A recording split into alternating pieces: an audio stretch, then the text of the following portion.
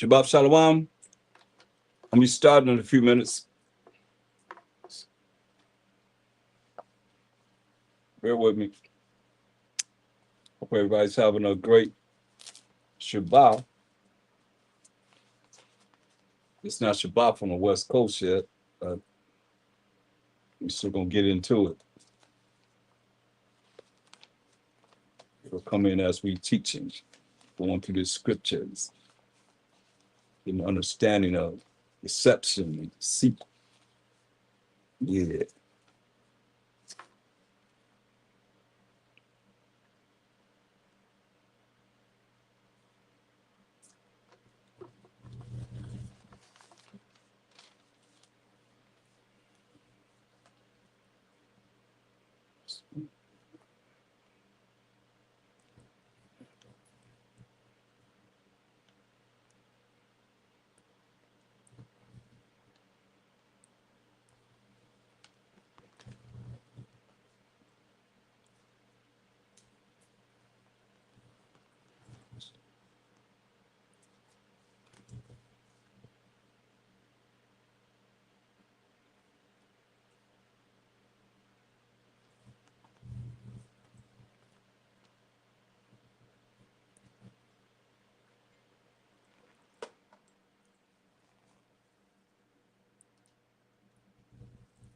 And Tawada for joining me this Shabbat night.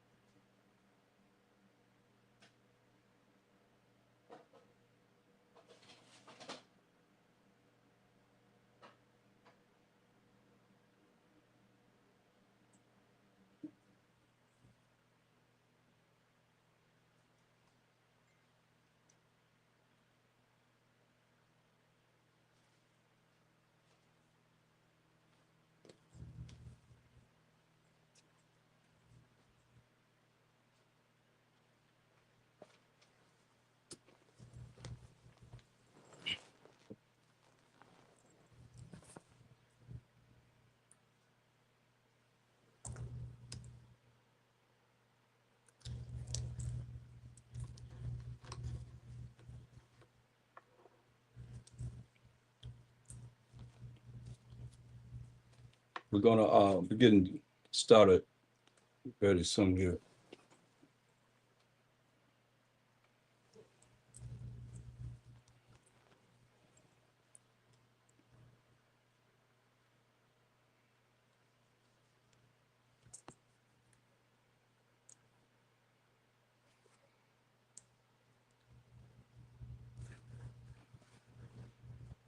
Camera straight.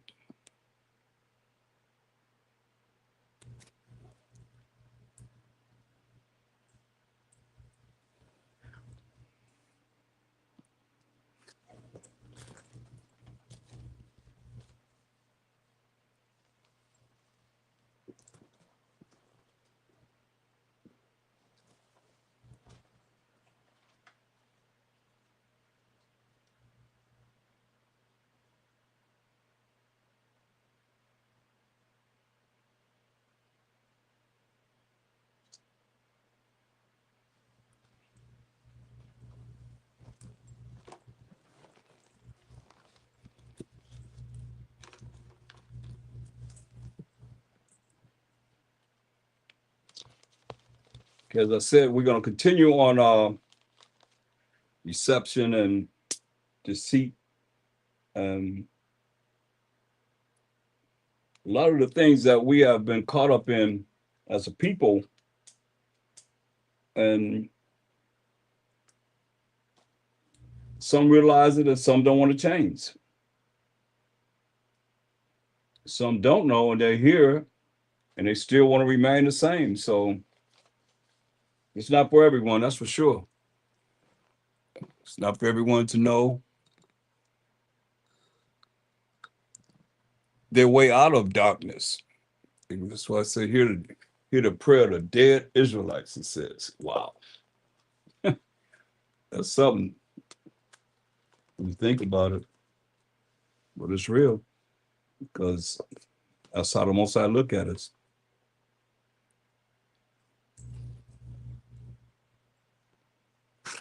So all praise and glory to the Most High power, Abraham, Isaac, and Jacob. It's always I'm going to start with Colossians 3 and 17. And whatsoever you do in word or deed, do all by Shama Mashiach Yahushai. Give me thanks to the Most High power of Abraham, Isaac, and Jacob for everything. Because you worthy to be praised for everything. I say hallelujah, hallelujah, hallelujah, hallelujah to his glorious and holy name. So all that we say and do is going to be in the name of the anointed Savior, Mashiach Yahushai. We give thanks to the Most High power of Abraham, Isaac, and Jacob. Jacob being the forefather of the 12 tribes of Israel, Judah, Benjamin, Levi, Simeon, Zebulun, Ephraim, Manasseh, Gad, Reuben, Naphtali, Asher, and Issachar.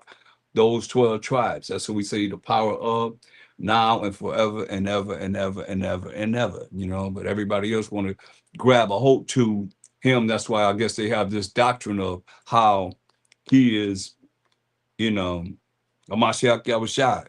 The Mashiach Yahushai is him.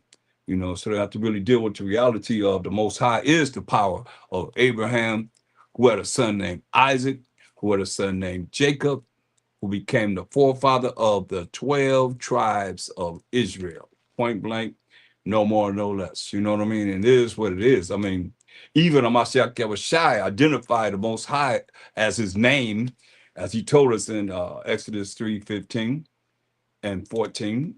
He said in Matthew 22, let's look at verse 31. He said, but as touching the resurrection of the dead, have you not read? What would you read it at? What would you read it at? You have to read it in the Old Testament. Have you not read that which was spoken unto you by the Most High, saying, I am the Most High power of Abraham and the Most High power of Isaac and the Most High power of Jacob? The Most High is not the power of the dead, but of the living. So we're going to try and talk to the living, you know, and hopefully the dead will hear and awake from being in a dead state of mind to be able to become a part of the living tonight. Most High will, you know, but we got to look at it like we was going into, you know, our ancestors, how they were, how they had to deal with certain things and, you know, different accounts in the Bible where, you know, they didn't tell the truth. They didn't really, you know, go with the reality of what it is that is the truth, or they twisted some kind of way to be able to, survive against the enemy. Depends on what situation it is. And one thing for sure, like just like Esau and Jacob, the Most High said that the first child gonna be a servant to the next child. And Esau came out first, so he had to be a servant to Jacob, who was the forefather of the 12 tribes of Israel. You see? And how the Most High did it, because a lot of people, in Christian insanity, and I'll say that literally because, really insane, because when you look at uh Christianity, coming from that word creature, it means a poor fellow, it means also um an extremely stupid person. Look it up for yourself, and that's how they have dumbed us down. Why it says Most High is not the power of the dead, but of the living. So either you of the dead or you of the living. Which one do you choose to be? And that's how our people are. They seem to settle for being a part of the dead instead of the living. And the Most High is not their power, because it's too much to learn and too much to be able to understand, and dealing with how he have this Bible coded so that it's not for everybody to get. He don't want everybody to get this. It's not for everyone. Just because you read this Bible mean that Most High is down with you. No, Most High do the calling, and he allowed on my side to do the choosing. You understand? And it's the highest calling you could be called to understand what this Bible is talking about. It's the highest calling, and to realize that, some things that we're going to go into, I've been going into, how it's been tampered with also, you know, and how the prophecies of what's going to happen is going to happen. That's why you got to be ready, so you ain't got to get ready. But if you trying to get ready when the time you're supposed to be ready, it's too late. It's going to be too late, That's why it's very important that we see this, and, man, we come into this light, man. We become the living and stay the living and don't ever go into the dead. Look at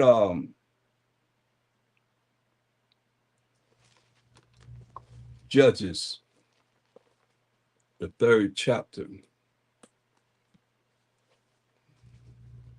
We're gonna go into a little more about ancestors and what they went through. Judges, the 3rd chapter, and look at verse 5. So we get a little understanding of, we as a people didn't just come into captivity, coming over here into this Western Hemisphere. Because when you read the Judges, there's a lot of captivities that you can read that we're in. Okay. So Judges 3 and 5, it says, and the children of Israel dwelt among the Canaanites, Hittites, and Amorites, and Perizzites, and Hivites, and Jebusites. And they took their daughters to be their wives, and gave their daughters to be their sons, and served their idols, their gods.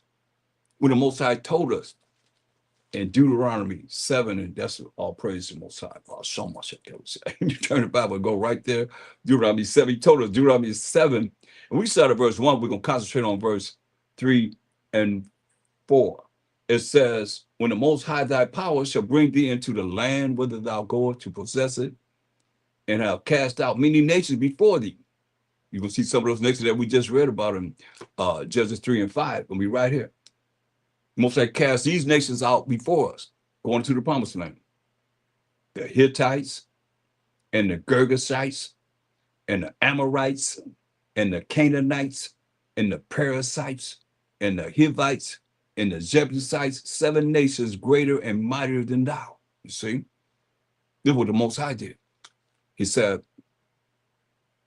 and when the Most High thy power shall deliver them before thee, thou shalt smite them. That means we should kill them and utterly destroy them. Thou shalt make no covenant, no agreement, no contract with them, nor show mercy unto them. Mercy is not getting something you do deserve to get. Thus say the Most High. Power of Abraham, Isaac, and Jacob. What do he say? Neither shalt thou make marriages with them. That's the law. We're not supposed to be marrying other nations outside of our 12 tribes. Thy daughter thou shalt not give unto his son. nor his daughter shalt thou take unto thy son. Why? So he's saying we are supposed to give our children to these other nations. That's interracial marriages. Now you got to show me where the Most High ordained that, and it's okay, because the world today say, hey, you like them, just go with it, against the laws of the Most High. Listen what he said. Why are we not supposed to go with these other nations? He said, he said, neither shall thou make marriages with them. Thy daughter thou shalt not give unto his son, nor his daughter shalt thou take unto thy son. Why? But they will turn away thy son from following me. That's the law. For they will turn away thy son from following me, that they may serve other gods, other idols. Remember, Psalms 96:5 says, for all the gods of the nations are idols. Well, he said we're not supposed to be dealing with marrying these other nations because all their gods is idols. He said, for they will turn away thy son from following me, that they may serve other gods, other idols. So will the anger of the Most High be kindled against you and destroy these suddenly? That's what he told us. He's going to be angry with us to be with these other nations. So somebody lying to you to say it's okay in this world now. That's why they say you can't follow the law. Nobody can follow the law. Why? Because they don't want you to be able to come back to the Most High. And our people, they remember they are the dead. Most High ain't dealing with them. He ain't dealing with the dead people. He said he only the power of the living. And the living gonna be looking at what the Most High said to do and do it, point blank. But thus shall ye deal with them, verse 5. You shall destroy their altars and break down their images and cut down their groves and burn their graven images with fire. He said, why? For thou art an holy people unto the Most High thy power, your power. The Most High thy power have chosen thee, we as the Israelites, to be a special people unto himself. How special above all people that are upon the face of the earth. That's what he told us. Now go back to Judges 3:5.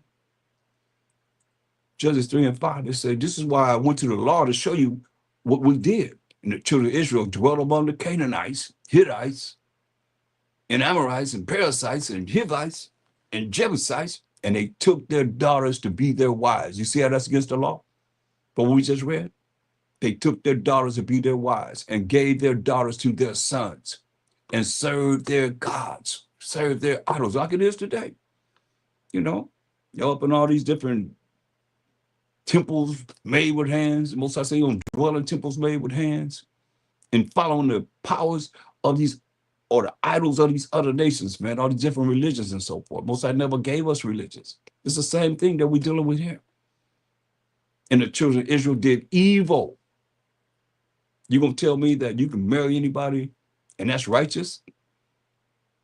And the children of Israel did evil in the sight of the Most High and forgot the Most High their power as it is today. And forgot the Most High their power. Hear that? We did evil in the sight of the Most High and forgot the Most High our power as it is today. And served Baalim and the groves. And now you serving Lord. They just changed, put Lord there. I mean, I got to keep showing it because one day somebody going to hear and somebody going to relate to what it is that we done before. And you look at these people know what they're doing. You don't know. You see that Baal? You see what it means? Lord. And it's all throughout the Bible. They put it all throughout the Bible. And we still doing it because we still calling on their God that they set up, that they worship. You don't know it because you think Lord is Most High, is Mashiach Yahushua, or whoever you think it is. They know because they the ones that publish the Bibles and put it in there. We didn't put it in there. They put it in there. The ones that publish the Bibles, the superpower of the earth, the elite. You hear what it said? Verse 7, and the children of Israel did evil in the sight of the Most High by marrying other nations, women, and sons, and forgot the Most High their powers. He told us it's going to happen. We forgot the Most High, our power, and serve BAALIM and the groves. We serve LORD today as it is. I just showed you what it means. Therefore, the anger of the Most High was hot against Israel, and he sold them into the hand of Shushan Rishathaim, king of Mesopotamia. And the children of Israel served Shushan Rishathaim 8 years in captivity. Why? Because you believed a lie.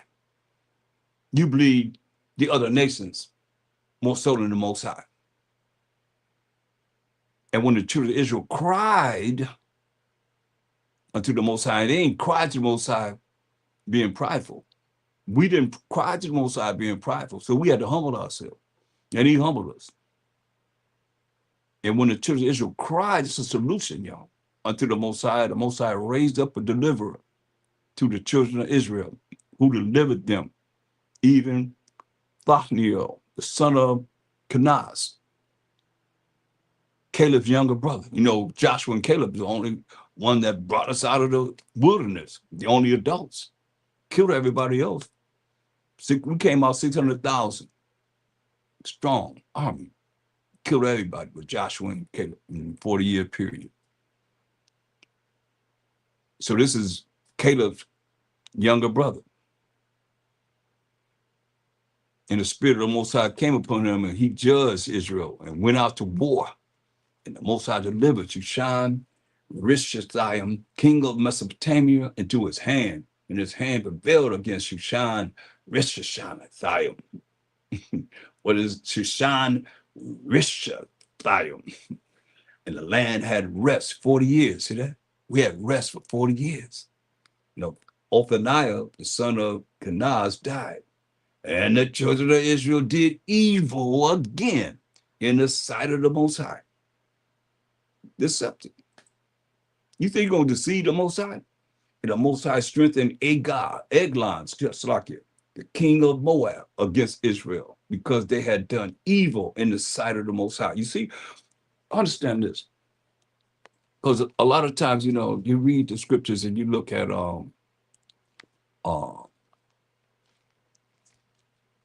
evil that's coming from the Most High, and you say the Most High is evil. No, he's not evil. In Isaiah 45:7, Isaiah the 45th chapter, verse 7, it says, I form the light and create darkness.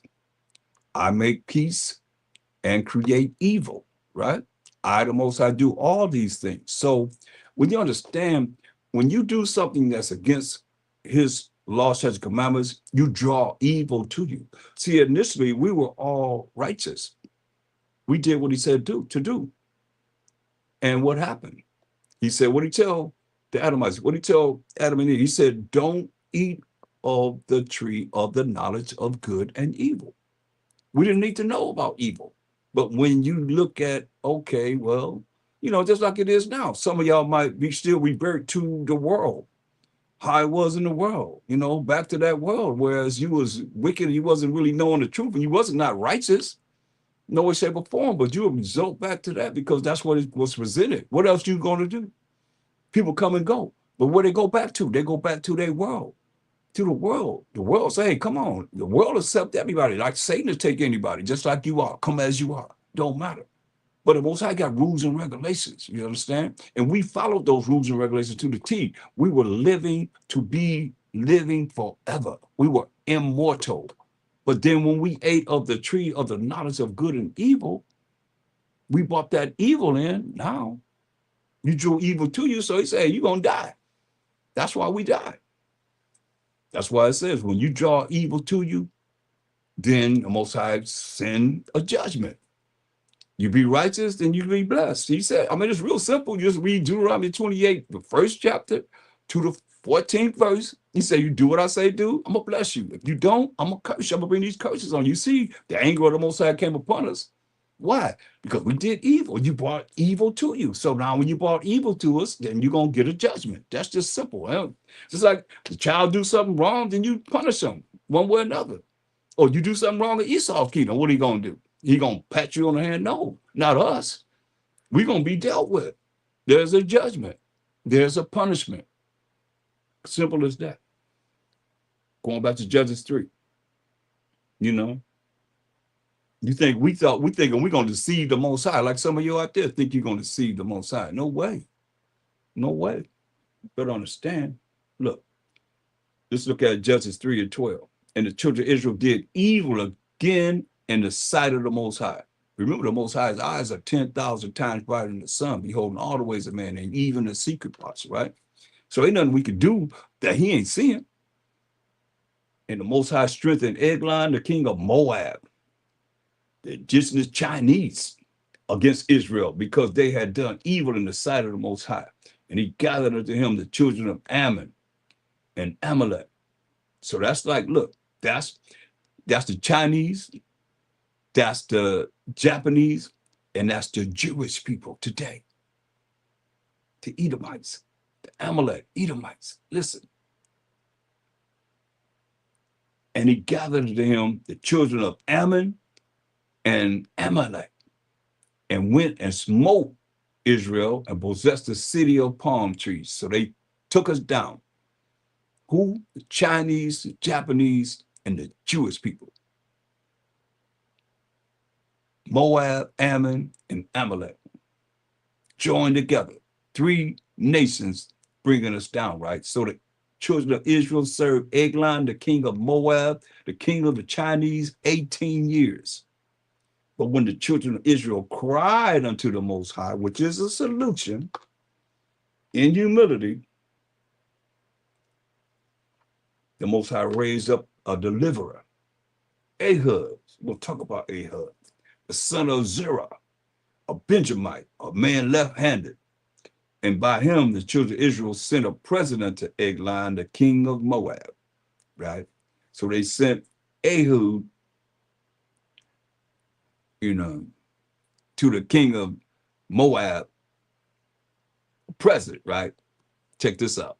But Ehud made him a dagger, which had 2 edges of a cubic length. And he did gird it under his raiment, under his right thigh. So he made him a dagger and he put it on his right thigh, right? Hid it under his right thigh. Let me say that. And he brought the president to Eglon, king of Moab. So he's bringing him a present. So, a present makes you feel like somebody really like you. And he brought the president to Eglon, king of Moab, king of the Chinese. And Eglon was a very fat man. He was a very fat man.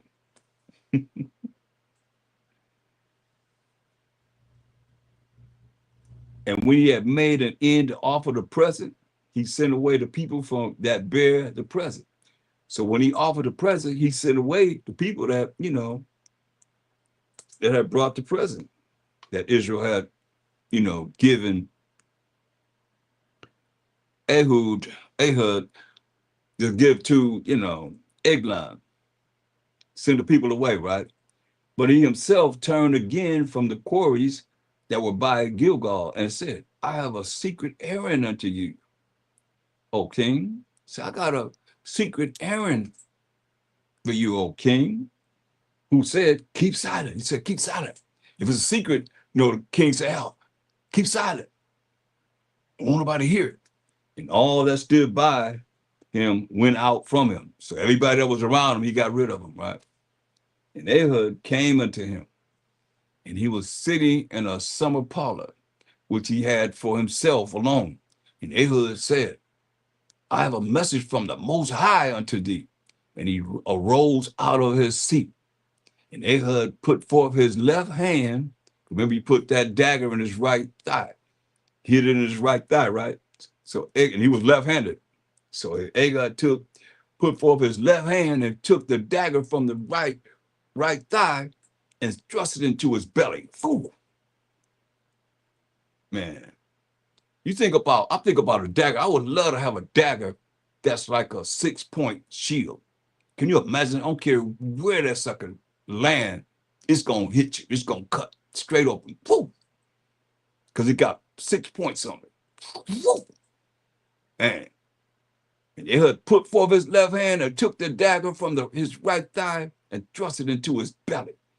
And the heart also went in after the blade. The haft went in after the blade. Everything. I mean, it probably had a handle on it. Everything went into him. He threw it so hard, that dagger went all the way into his stomach.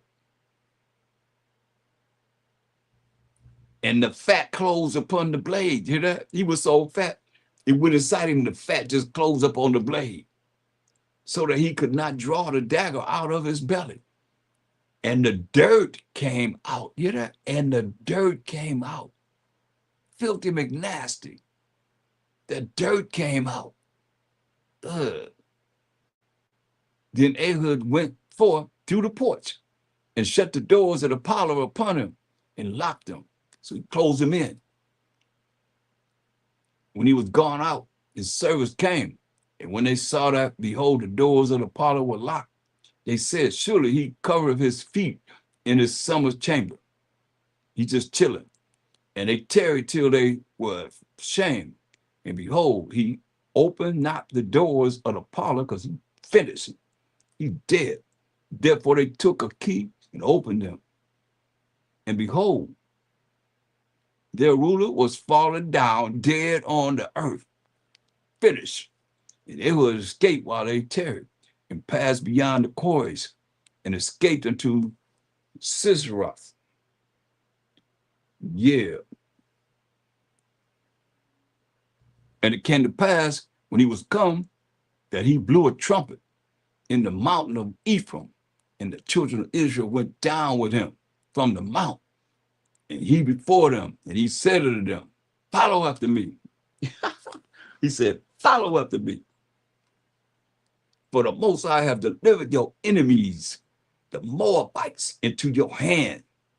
And they went down after him and took the fords of Jordan toward Moab and suffered not a man to pass over.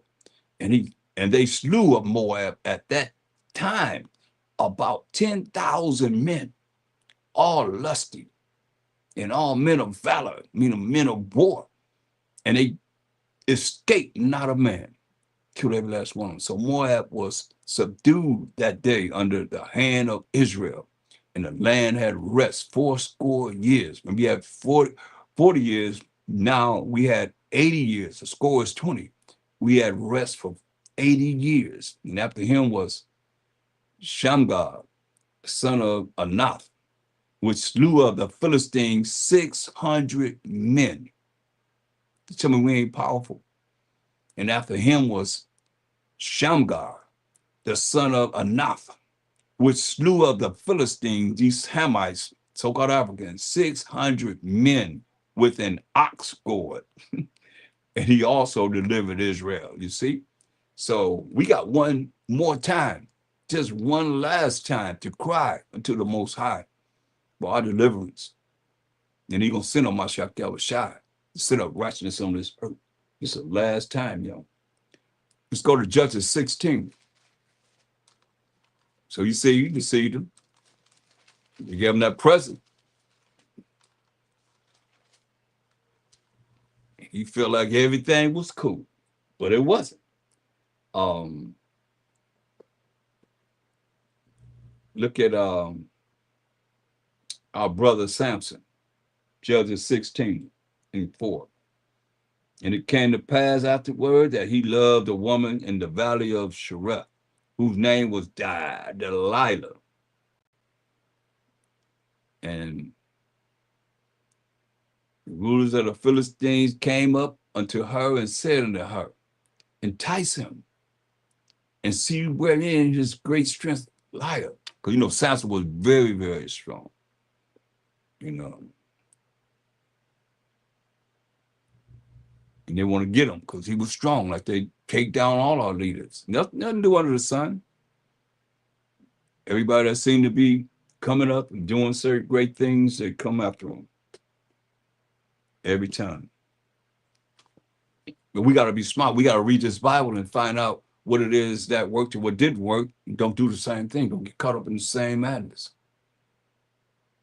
Entice him, they told Delilah, and see wherein his strength lieth, his great strength lieth, and by what means we may prevail against him, that we may bind him to afflict him. Hear that? And we will give thee, every one of us, 1,100 pieces of silver. So she sold them out for 1,100 pieces of silver. Every last one of them said they're going to give her 1,100 pieces of silver. And Delilah said to Samson, tell me, I pray thee, wherein is thy great strength lieth? And wherewith thou mightest be bound to afflict these? It's old saying, everybody have a price. You see, that's her price. That's her price. You say, everybody have a price. What's your price? You got a price to be a sellout? That's the mindset of the other nation. They say everybody have a price. And they offer you this money and you take it. That's what you see a lot of celebrities involved in. They can't get out of it. They done took the bait. They took the bait, now they caught up in whatever it is they're going to have to do within their wicked worlds.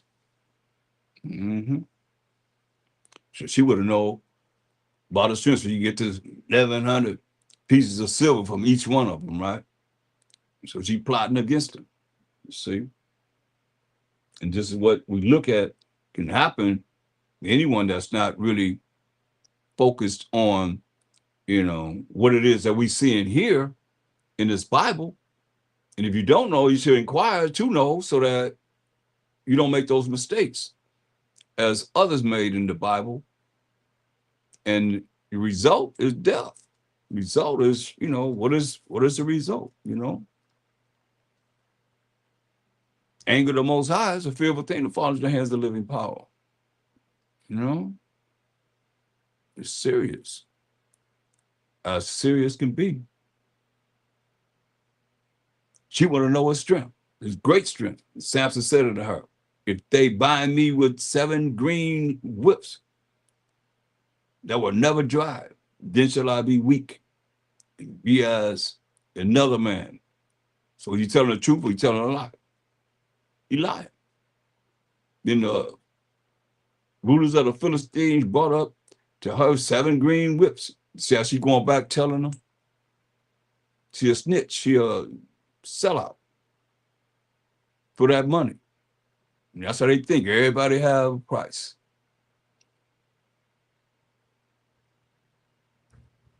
And she bound him with them. Now there were men lying in wait, abiding. They waiting. We gonna get them. With her in the chamber. And she said unto him, the Philistines be upon thee, Samson.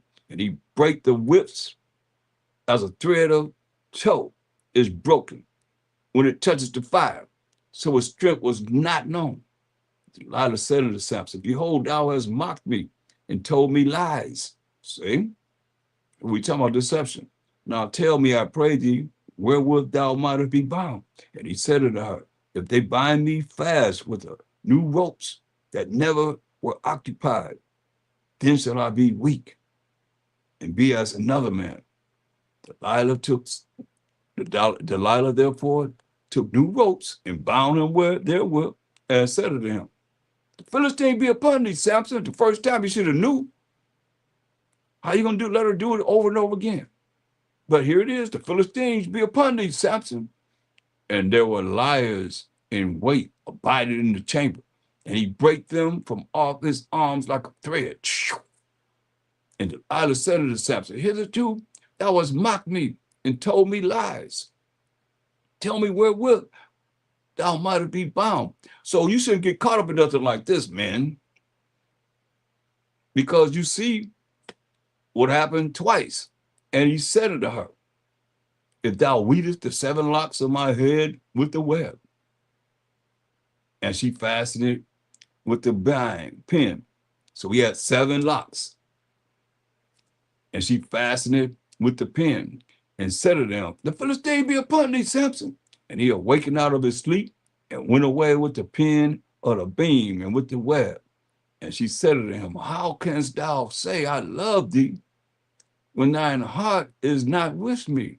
Wow. When your mind is not, how can you say you love me? Your mind ain't with me. Thou hast mocked me these 3 times, and hast not told me wherein thy great strength lieth. It came to pass, when she pressed him daily with her words. Tell me where your great strength is. Tell me what your great strength is. Tell me where your great strength is. Just bugging him and urged him so that his soul was vexed unto death. She was getting on his nerves so bad. So his soul was vexed unto death that he told her all his heart and said unto her, there has not come a razor upon mine head, for I have been a Nazarite unto the Most High from my mother's womb. If I be shaven, then my strength will go from me, and I shall become weak and be like any other man. And he done told her his secret. And when Delilah saw that he had told her all his heart, she sent and called for the rulers of the Philistines, saying, come up this once, for he hath showed me all his heart, all his mind. Then the rulers of the Philistines came up unto her and brought money in their hand. And she made him sleep upon her knees. Think about this. That's why the scripture said, give me any wickedness but the wickedness of a woman. What did it say? And she made him sleep upon his knees, her knees. And she called for a man. And she caused him to shave off the 7 locks of his head. And she began to afflict him. And his strength went from him. And she said, the Philistines be upon thee, Samson. And he awoke out of his sleep and said, I will go out as at other times before and shake myself. And he risked not that the Most High was departed from him. You see that? That's why you have to really be, because it's very important,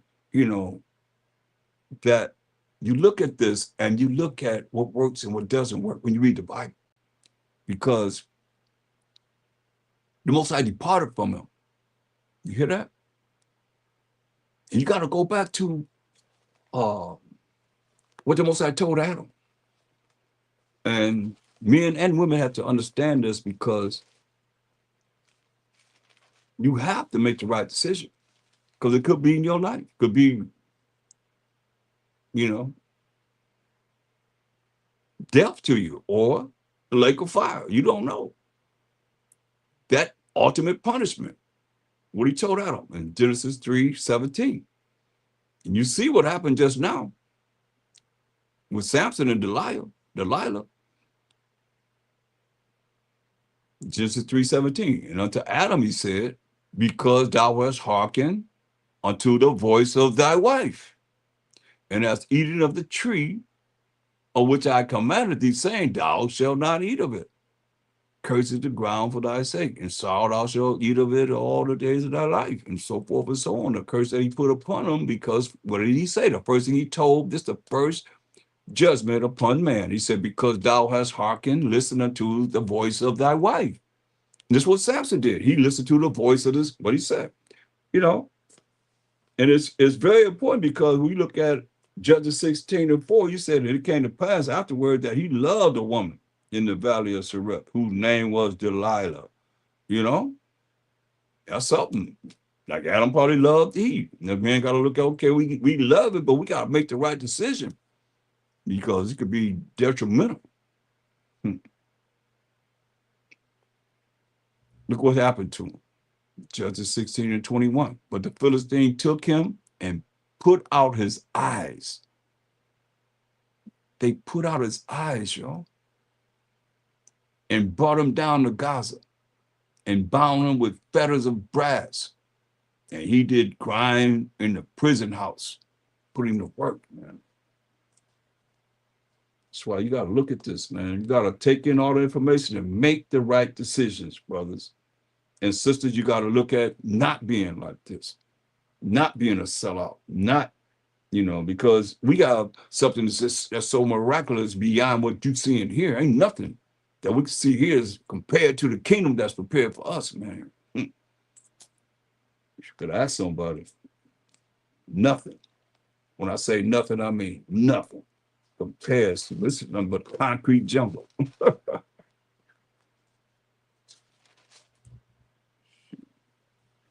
um, Look at 2 Samuel's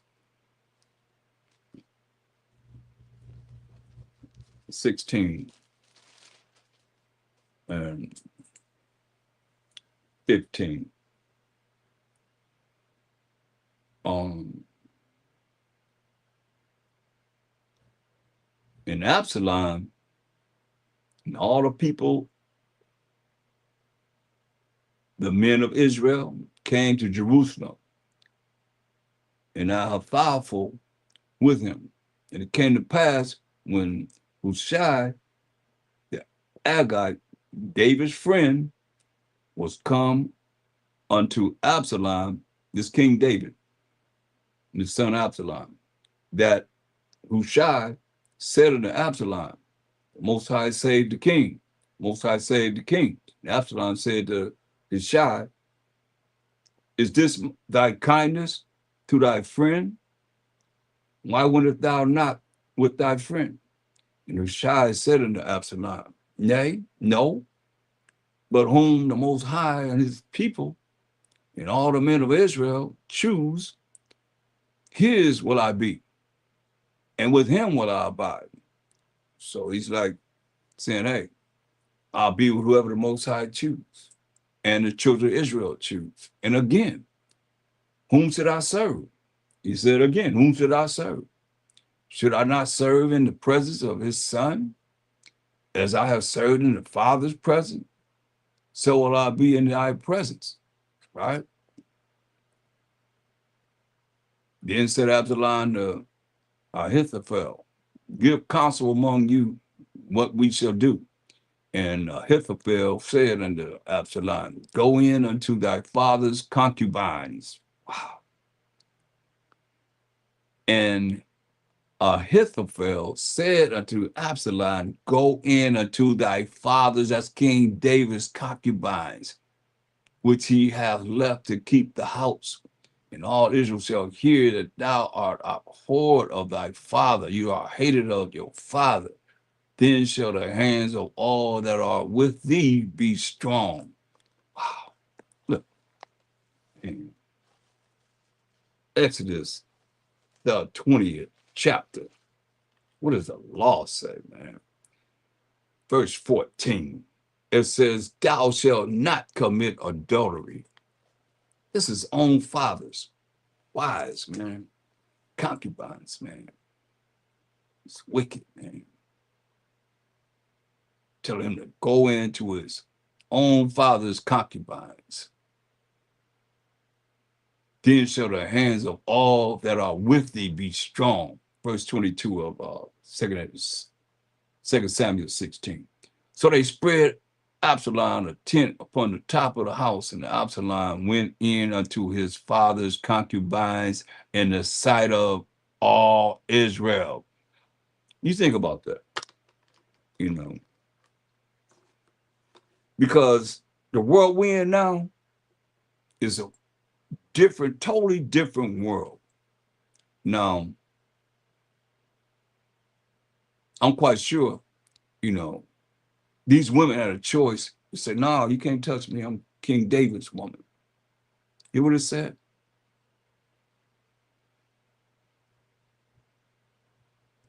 Verse 22, 2 Samuel 16. So they spread Absalom a tent upon the top of the house. And Absalom went in unto his father's concubines. Not concubines, but concubines in the sight of all Israel. And the counsel of Ahithophel, which he counseled in those days, was as if a man had inquired at the oracle of the Most High. You know the Most High said that. So was all the counsel of Ahithophel both with David and with Absalom. Mm.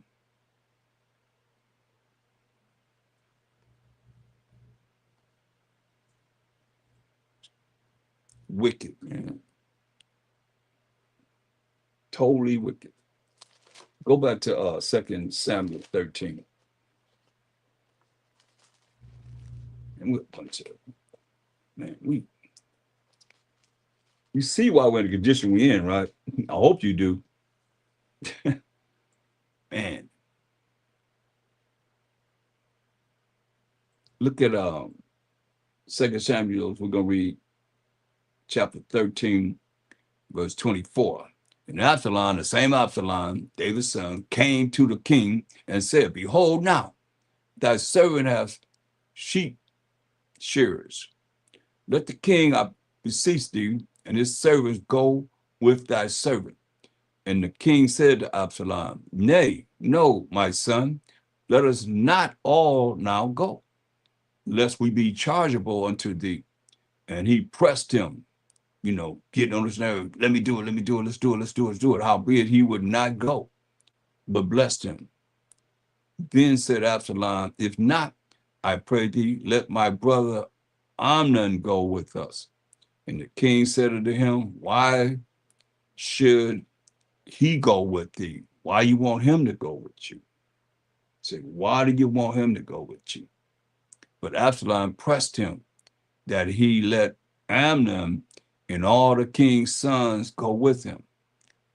Now, Absalom had commanded his servants, saying, check this out, mark thee now when Amnon's heart is merry with wine. Once he drinking a lot of wine, this is brother. And when I say unto you, smite Amnon, then kill him. Fear not. Have not I commanded you? Have not I told you? Be courageous and be valiant. And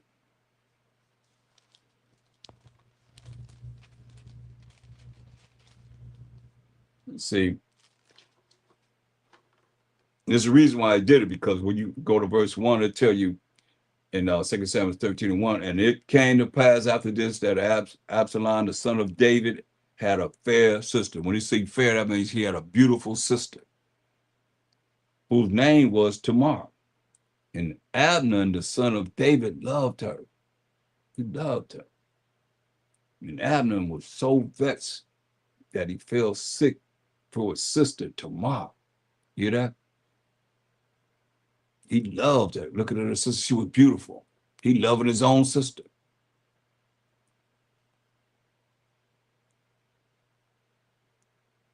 And he fell sick for her, his sister Tamar, for she was a virgin. And Abner thought it hard for him to do anything to her. But Abner had a friend whose name was Jonadab, son of Shemaiah, David's brother. And Jonadab was a very subtle man, very slick and sneaky man, crafty. And he said unto him, Why art thou, being the king's son, lean from day to day? Wilt thou not tell me? And Abner said unto him, I love Tamar, my brother Absalom's sister. See, that's like Absalom's mother, who was King David's son. She had a daughter, Tamar. Well, you see, men had more than one wife. So here it is. She's a sister because she's from his father with another woman. But he looking at her, how beautiful she is. He want to have sex with her. And he went to this wicked.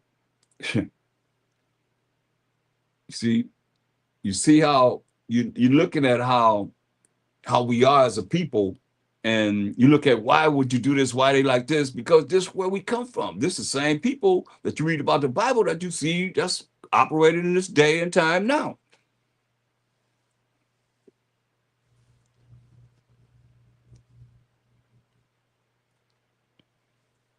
Verse 5, and Jonadab said to him, Lay thee down on thy bed. and make thyself sick. You know, this dude is he's like the devil. He's like, let me keep it real. He's like the devil. I mean, he's sneaky, he's crafty, he's cunning, slick, and all that. He said, hey, and Jonadab said unto him, lay thee down on the bed and make thyself sick. Pretend like you're sick. Deception, lies, deceit. And when thy father cometh to see thee, say unto him, I pray thee, let my sister tomorrow come and give me meat and dress the meat in my sight, that I may see it and eat it at her hand. Have her make me something to eat. I'm sick. He playing like he's sick. You telling him, this devil telling him, hey, did what you do. So Abner lay down and made himself sick. And when the king was come to see him, Abner said unto the king, I pray you, let tomorrow my sister come and make me a couple of cakes in my sight, that I may eat at her hand. Then David sent home to Tamar, saying, go down to thy brother Abner's house and dress him meat. So you see, she being identified as his sister, David's daughter. So Tamar went to her brother Abner's house, and he was laid down. And she took flour and kneaded it. And now she a virgin, and made cakes in his sight, and did bake the cakes. And she took a pan and poured them out before him, but he refused to eat. And Abner said, how out all men from me? Have out all men from me. And they went out, every man from him. So he got rid of all the men that was around him, right? And Abner said unto Tamar, bring the meat into the chamber, that I may eat of thine hand. And Tamar took the cakes which he had made and brought them into the chamber to Abner, her brother. And when he had brought them unto him to eat, he took hold of her and said unto her, come lie with me, my sister. What did he say? Come have sex with me, my sister. And she answered him, no, nay, no, my brother. No, my brother. Do not force me, for no such thing ought to be done in Israel. Do not thou this folly. Man, that's cold. And I, whither shall I cause my shame to go? And as for thee, thou shalt be as one of the fools in Israel. Now therefore I pray thee, speak unto the king, for he will not withhold me from thee. Howbeit, he would not hearken unto her voice, but being stronger than she, forced her, raped her, and lay with her. He forced himself on her and raped her, his own sister. Then Abner hated her exceedingly. He done raped her, now he hating on her. Exceedingly, not just hating her, exceedingly. Wicked. So that the hatred wherewith he hated her was greater than the love wherewith he had loved her. And Abner said unto her, rise, be gone, get out my face. After you done did this to her, done raped her. Get on, get out my face. And she said unto him, there is no cause. This evil is sending me away is greater than the other that thou didst unto me. But he would not hearken unto her. And he called a servant that ministered unto him and said, put now this woman out from me, and bolt the door after. And she had a garment of diverse colors, different colors upon her. But with such robes were the king's daughters that were virgins apparelled, a certain, robe of colors that the king gave his daughters that were virgins, had never slept with a man. Then his servant brought her out and bolted the door after her. And Tamar put ashes on her head and rent a garment of diverse colors that was on her, and laid her hand on her head and went on crying. She tore that garment up because she wasn't no virgin no more. She wasn't worthy to wear it. And Absalom, her brother, said to her, has Amnon, thy brother, been with thee? But hold now thy peace, don't say nothing. my sister. He is thy brother. Regard not this thing. So Tamar remained desolate in her brother's Abner's house, Absalom's house, selected. But when King David heard of all these things, he was very wroth. And Absalom spake unto his brother Abner, neither good nor bad. For Absalom hated Abner because he had forced his sister Tamar. He had raped his sister Tamar. Wicked, man. I know y'all don't want to hear that because ain't nothing really sweet and kind and loving. This is who we are. Understand this. When you see people be like they are, this is who we are. And it came to pass after 2 full years that Absalom had sheep shearers in Baal Hazor, which is beside Ephraim, northern Israel. And Absalom invited all the king's sons. And Absalom came to the king and said, behold, now, we read this already. Thy servant has, sheep shearers. Those that's going, shear the sheep. Let the king, I beseech thee, and his servants go with thy servants. And the king said to Absalom, nay, my son, no, my son, let us not all now go, lest we be chargeable unto thee. And he pressed him, kept on getting on his nerve to let it happen, albeit he would not go, but blessed him. Then said Absalom, if not, I pray thee, let my brother Abner go with us. Yeah, let me get him. And the king said unto him, why should he go with thee? But Absalom pressed him that he let Abner and all the king's sons go with him. Now Absalom was commanded, he commanded his servants, saying, mark ye now when Abner's heart is merry with wine, when he's full of wine. And when I say unto you, smite Abner, then kill him. Fear not. Have not I commanded you? Be courageous and be valiant. That's right. And the servants of Absalom did unto Abner as Absalom had commanded. And all the king's sons arose, and every man got him up upon his mule and fled. They got out of it. They ran. And it came to pass while they were in the way that tidings came to David, saying, Absalom has slain all the king's sons, and there was none, not one of them left. Then the king arose and tear his garments and lay on the earth. Look how hurt he would be. That's just like when when our brothers, the patriots of the 12 tribes, told our forefather Jacob that Joseph, had got eaten up by a wild animal and brought his coats of many colors to him with blood that he had there got from an animal and put on it. And all that long time that Jacob suffered and felt, the death of his son, and they had sold him to the Arabs, Ishmaelites, and they sold him to the Egyptians, Hamites.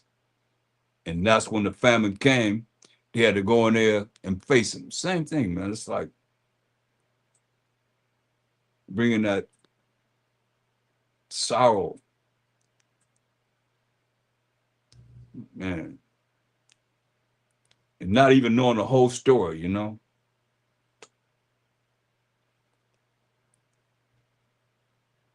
Then verse 31, then the king arose and tear his garments and lay on the earth.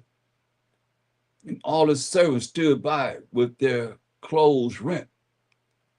And Jonadab, the son of Shemiah, David's brother, answered and said, let not my ruler suppose that they have slain all the young men, the king's sons, for Abner only is dead. So he told the truth.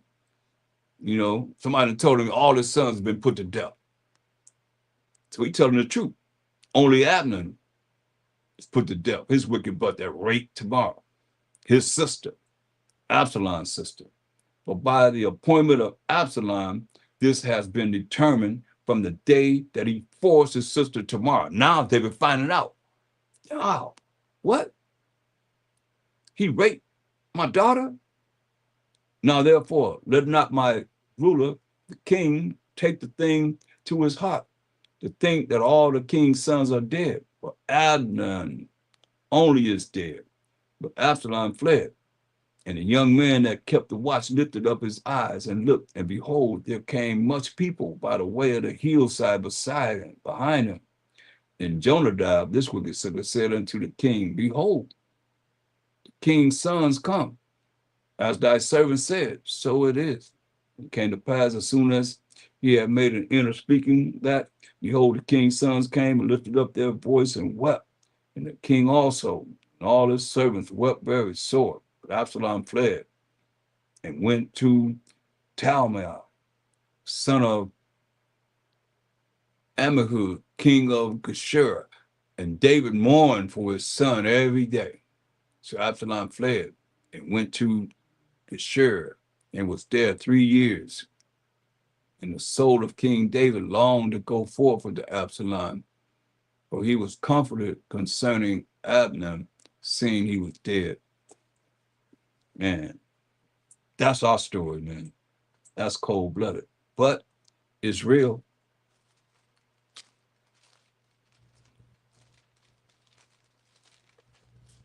Second Kings 5:20. But Gehazi, let's this wicked sucker, man. Let's look at this. This is when Naaman he was sent to Elisha, he had leprosy. Let me show you what leprosy is. It's in Leviticus 13th chapter, in the long Leviticus 13. And we look at verse 2. When a man shall have in the skin of his flesh a rising, a scab, or a bright spot, and it be in the skin of his flesh like the plague of leprosy, then he shall be brought unto Aaron the priest, or unto one of his sons the priest.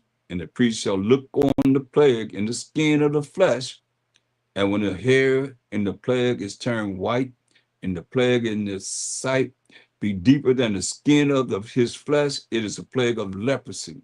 And the priest shall look on him and pronounce him unclean. That's like what they call today vitiligo, like what they said Michael Jackson had, vitiligo, but it's called leprosy. If the bright spot be white in the skin of his flesh, and in sight be not deeper than the skin, and the hair thereof be not turned white, then the priest shall shut up him that hath the plague 7 days for a whole week. And the priest shall look on him the seventh day, and behold, if the plague in his sight be at a stay, meaning it's not having spread it, and the plague spread not in the skin, it ain't went over his skin. Like you see people that have leprosy, like a lot of times it's in prominent places, like over the eyes. You can see it, like it'd be like your face is colored, but you see it's just like uh, the palm of your hand or the bottom of your feet. That's leprosy. This is leprosy, and the bottom of your feet is leprosy. Like white people, they are clean lepers because they lepers from the head to the toe. You see what I'm saying? And it says, and the priest shall look on him the seventh day. You're losing your pigment and melanin. And behold, if the plague in his sight be at a stay, I mean, it's still the same as it was when he first looked at it before the week, when it started, it said, and the plague spread not in the skin, it ain't spread nowhere else. And the priest shall set him up 7 days more. So now this is second week, right? And the priest shall look on him again the seventh day. And behold, if the plague be somewhat dark, the plague spread not in the skin, it ain't spreading all over his skin. You know what I mean? Like you looking like white spots all over you. You know what I mean? And it's spreading, but it's not spread. It said, if the plague be somewhat dark, and the plague spread not in the skin, dark, so you gotta be dark for it to be, before you're able to see that it's like this, right? If it be dark, like going back to the color of your regular skin, you notice this, not white, but dark.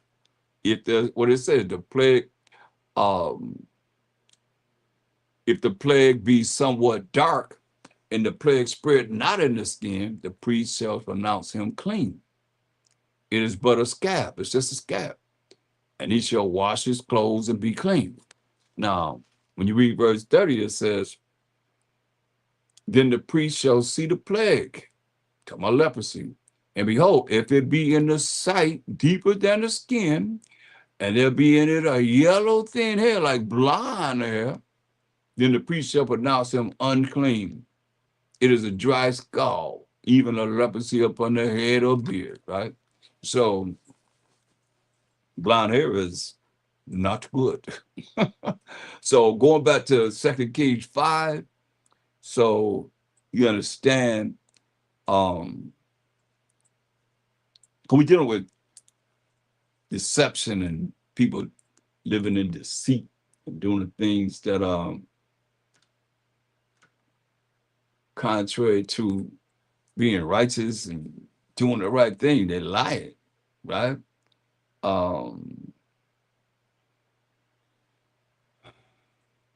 Let's see. Look at 2 Kings 5:9. It says, so Naaman came with his horses and with his chariot and stood at the door of the house of Elisha. And Elisha sent a messenger unto him saying, go and wash in Jordan 7 times. Naaman has leprosy, right? So Elisha told Naaman to go wash in the Jordan River 7 times, and thy flesh shall come again to thee, and thou shalt be clean. So go wash 7 times, your flesh gonna be turned back to normal. You're gonna get pigment and melanin back in your skin and not be leprous. But Naaman was wroth and went away and said, behold, I thought he will surely come out to me and stand and call on the name of the Most High, his power, and strike his hand over the place and recover the leper. Are not Abana and Farbar, rivers of Damascus, better than all the waters of Israel? Look at this. He telling them how to cure himself from leprosy. He talking about his rivers that's in Damascus, better than the rivers. That's a river that the Most High loved. Waters of Israel, may I not wash in them and be clean? So he turned and went away in a rage, got an attitude. And the servants came near and spake unto him. Shake some sense into you, dude. They came here to him and said, my father, if the prophet had bid thee do some great thing, wouldst thou not have done it?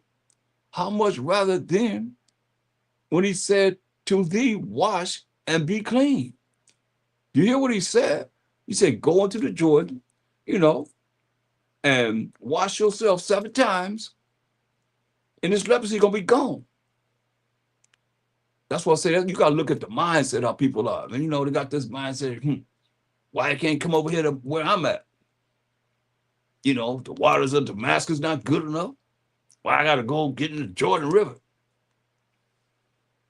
He said, hey, how much rather then when he said to thee, wash and be clean, then when he down and dipped himself 7 times in the Jordan, according to the saying of the man of the Most High, and his flesh came again like unto the flesh of a little child, and he was clean. See that?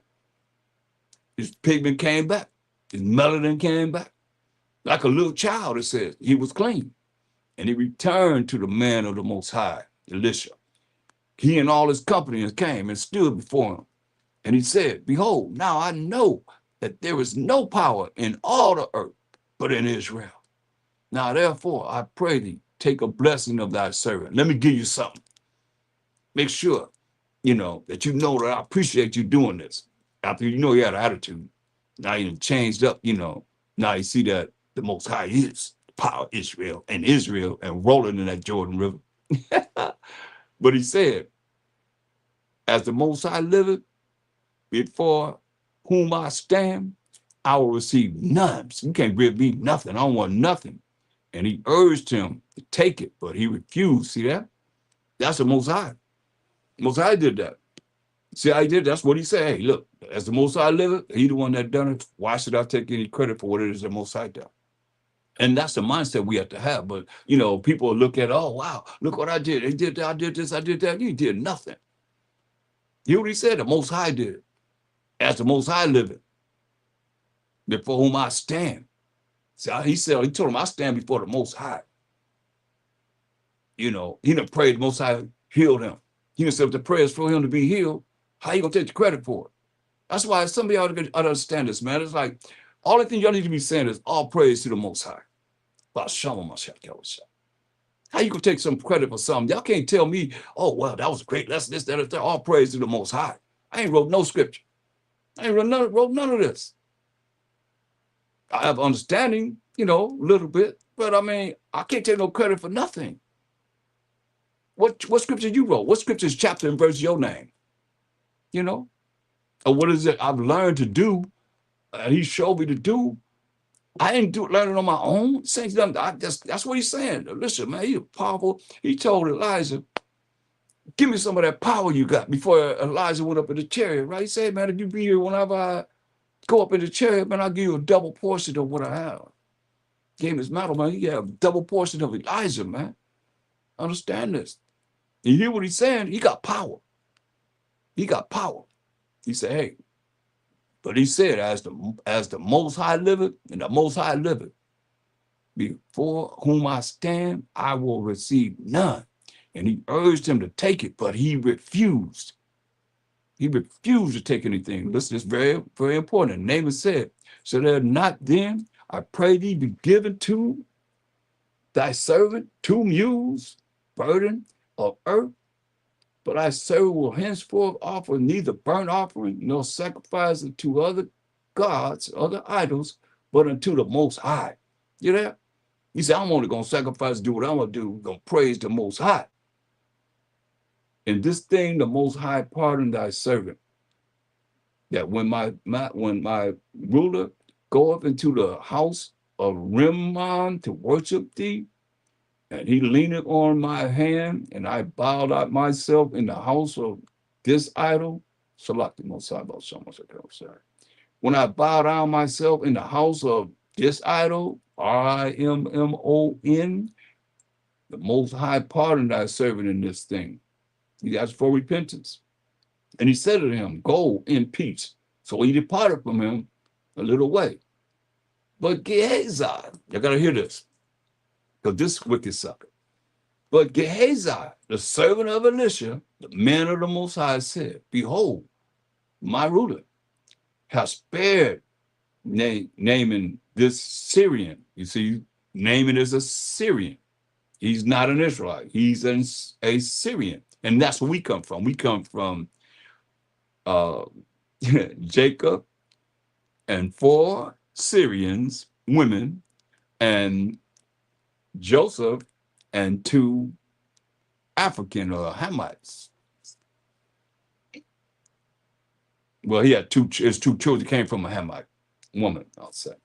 Ephraim and Manasseh. So this Gehazi, this Syrian, and not receiving at his hands that which he brought, but as the Most High liveth, I will run after him and take somewhat of him. So Gehazi in his mind said, hey, I'm going to run after, Naaman. This didn't take it. I'm going to run after him and get something. I'm going to get something. He going to give me something. That he offered Elisha, right? And Gehazi followed after Naaman. And when Naaman saw him running after him, he lighted down from the chariot to meet him and said, is all well? Everything okay? And he said, all is well.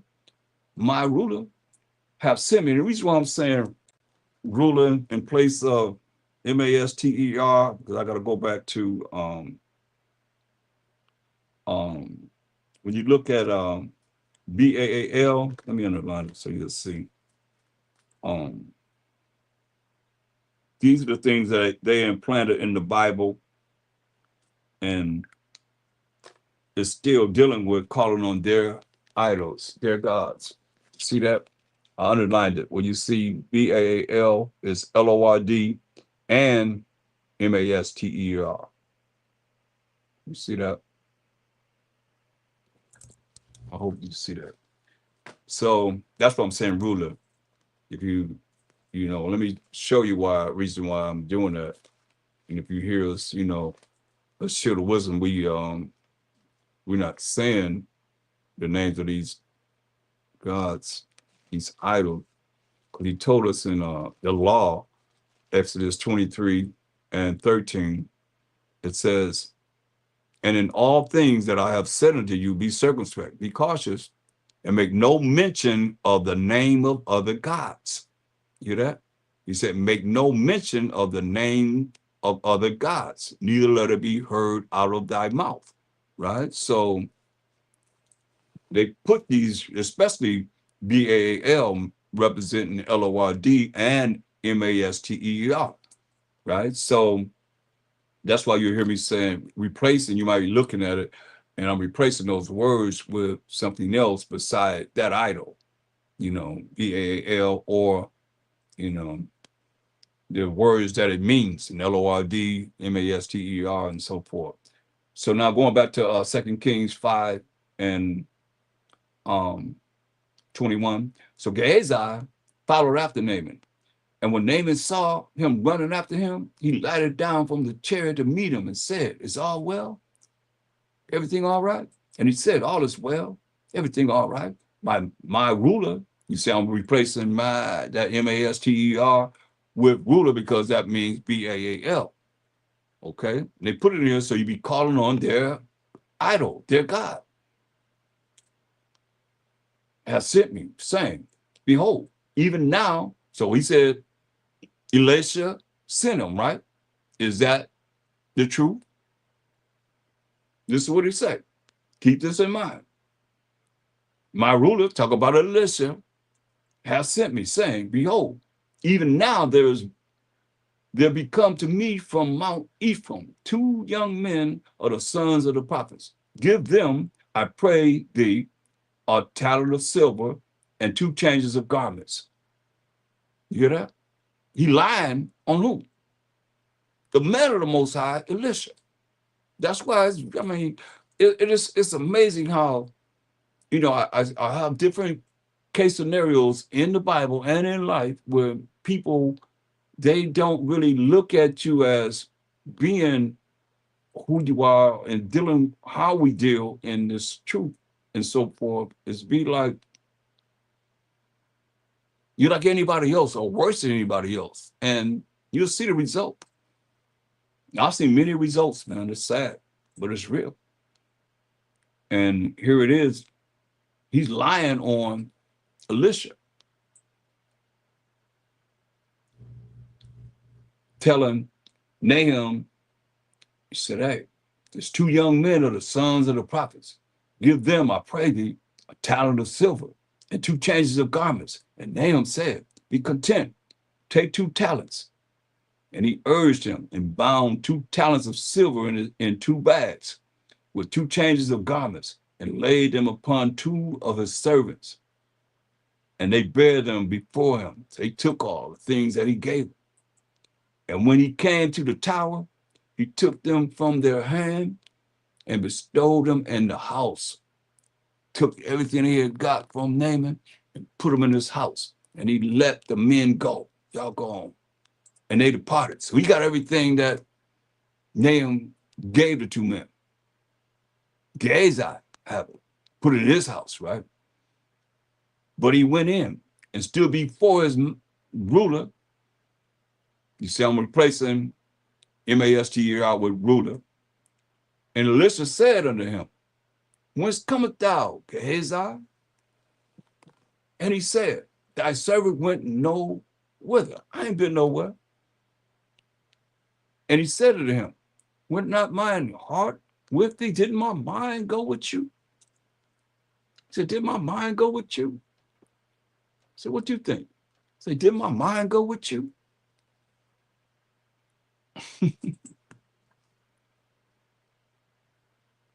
When the man turned again from his chariot to meet thee, I said, don't you know My mind went with you.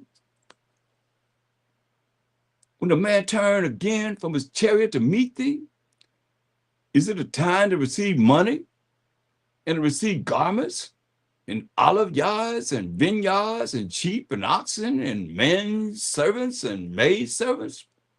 He said, the leprosy therefore of Naaman, the leprosy that Naaman had on him, shall cleave unto thee and unto thy seed forever. That's why when you look at just looking at someone and saying because they look like a Caucasian, they might not necessarily be no Caucasian.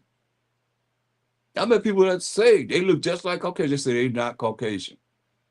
You hear what he just said?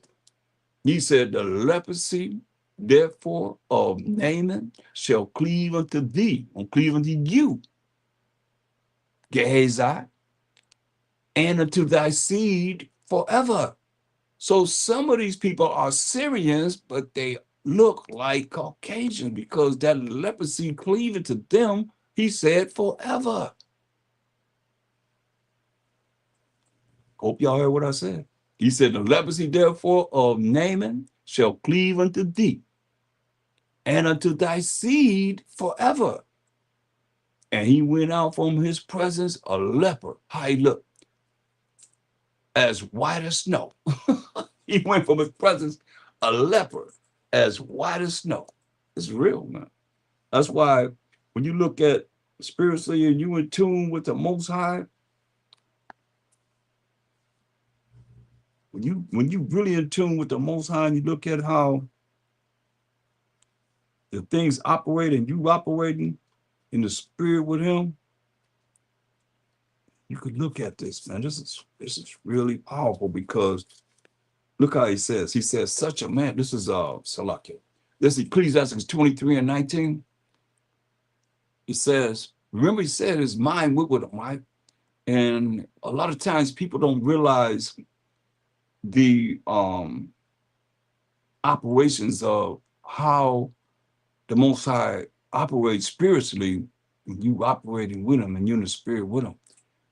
This is Ecclesiastes 23:19. It says, such a man only feareth the eyes of men, and knoweth not that the eyes of the Most High are 10,000 times brighter than the sun, beholding all the ways of men, and considering the most secret parts, right? So Gehazi thought he was doing something in secret, right? But the Most High looking at him, he see exactly what you think is being done in secret. So now that the Most High seen him do this, then what does he do? Because you heard Elisha say what? He said, where you come from? Gehazi lied. He said, no, whither? I ain't been nowhere.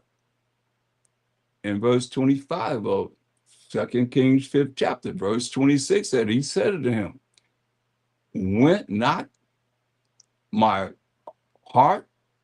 He said, went not my mind with thee? Because the heart is the mind. What you think, your thoughts. When the man turned again from his chariot to meet thee, right?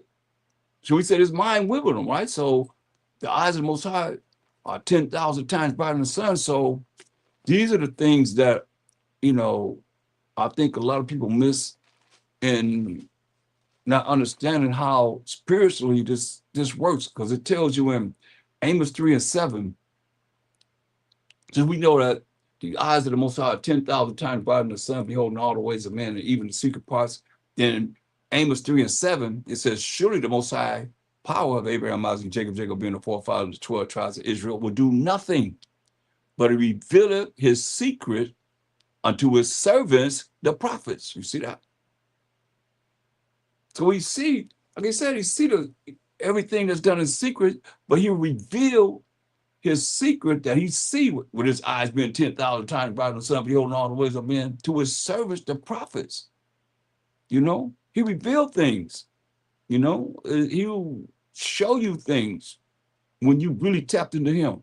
You really talk about him, you really into him. That's why it says, man, This is how this works. And we know the servants are who? It ain't anybody. Look at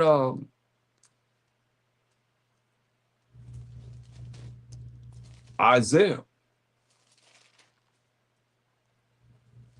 Isaiah 44 and 1.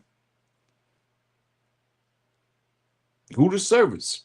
Who have to be a prophet? You want to be a prophet? You have to be a servant of the Most High. This is what it says. Yet now hear, O Jacob, my servant, and Israel, whom I have chosen, right? He told you in verse 21, Isaiah 44:21. Remember these, O Jacob and Israel, for thou art my servant. You see? So that's when you look at Amos 6 and 7, when the Most High seeing what he see, then he come back and say, hey, surely the Most High power, Abraham, Isaac, and Jacob, that's his name forever and memorial to all generations, will do nothing but reveal his secret unto his servants, the prophets. That's why Elijah is saying what he's saying. It's his mind with him because the Most High revealed it to him. And that's how the Most High operates.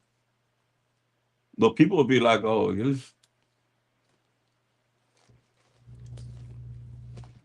everybody's the same. Everybody's the same. Most High reveal a lot of things. And people be doing things, be thinking nobody see them. Like, that's them. I did a lesson on that. You don't see me, people.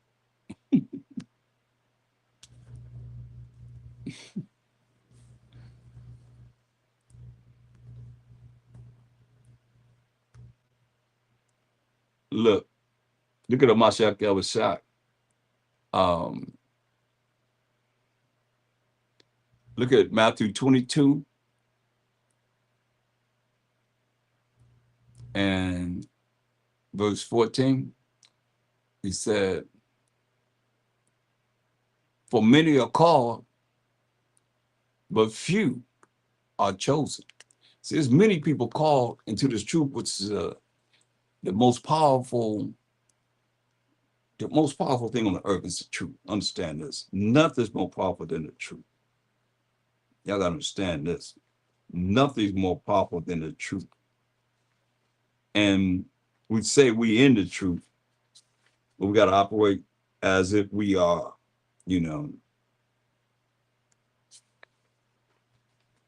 knowing that there's nothing more powerful than the truth. Look at this in First Ezra, the 4th chapter, and we're gonna look at the 34th and 35 down. But this is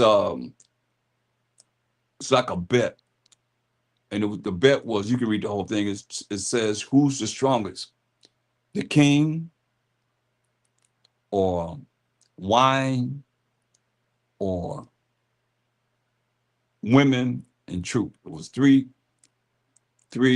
individuals that came to the king, and it said, what's more powerful, the king, wine, or the one said the king, the next man said wine, and the next man said women and the truth. And they spent a lot of time talking about women. If you want to know about women, just go and read about the woman. The woman got the most attention. I'll say that. Therefore, we'll find out what's the strongest thing in the earth. Then we'll find out what's next. So now we go into First Ezra 4 and 34. O ye men, are not women strong? Great is the earth, high is the heaven, swift is the sun in its course. For he compasses the heavens round about, and fetches his course again to his own place in one day. The sun goes around in one day. So, is he not great that maketh these things? Therefore, great is the truth, and stronger than all things. See that? The greatest is the truth, stronger than all things. All the earth calleth upon the truth, and the heaven blesses it. All works shake and tremble at it, and with it is no unrighteous thing, right? Wine is wicked, king is wicked, women are wicked, all the children of men are wicked, and such are all their wicked works, and there is no truth in them. And their unrighteousness also they shall perish. You know that? And their unrighteousness, not keeping the law, statutes, and commandments of the Most High, they shall perish, he said. So they shall perish. Meaning they're going to be put to death. As for the truth, it endureth and is always strong. It liveth and conquereth forevermore. With her there is no accepting of persons or rewards, but she doeth the things that are just, and refraineth from all unjust and wicked things, and all men do well like of her works.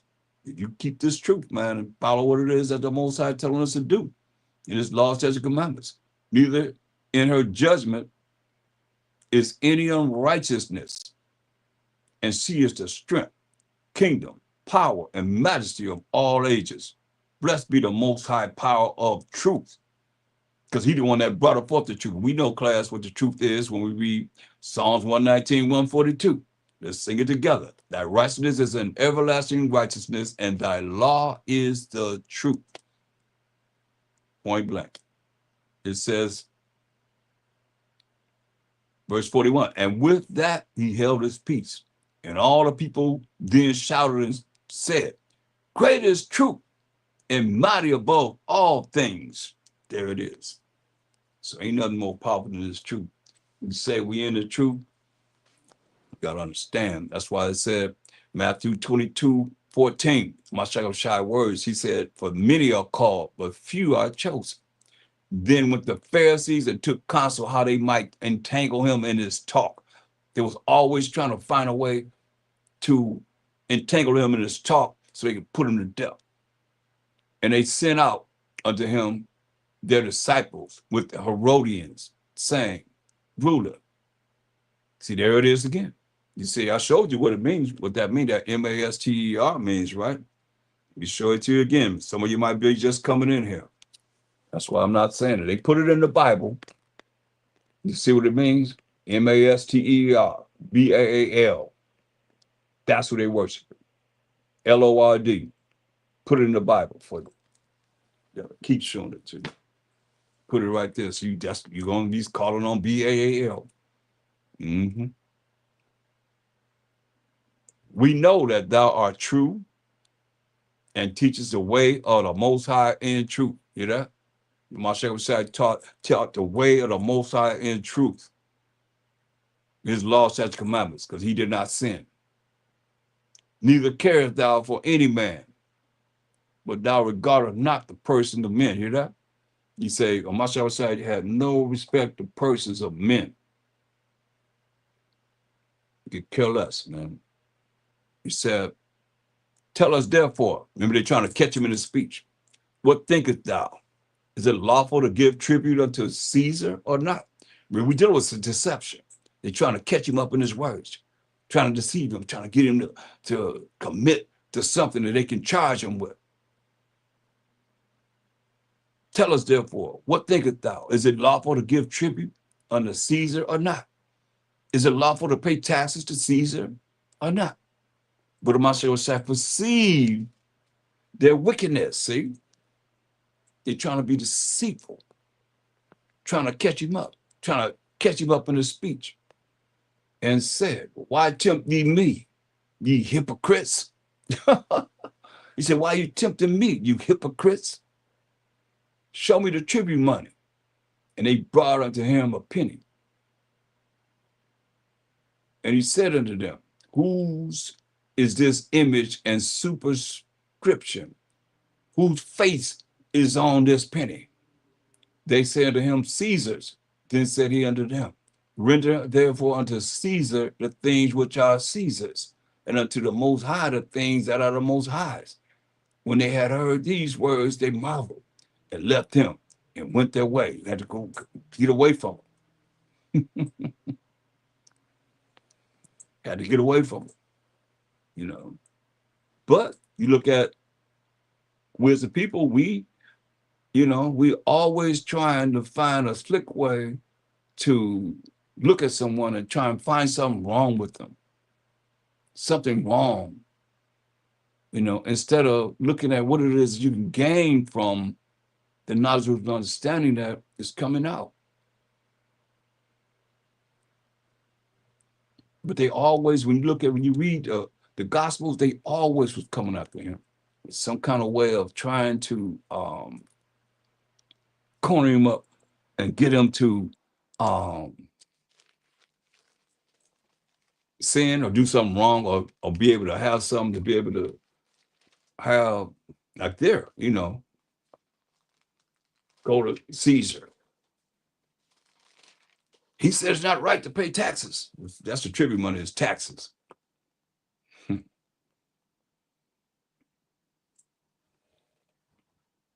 Look, show you how they work.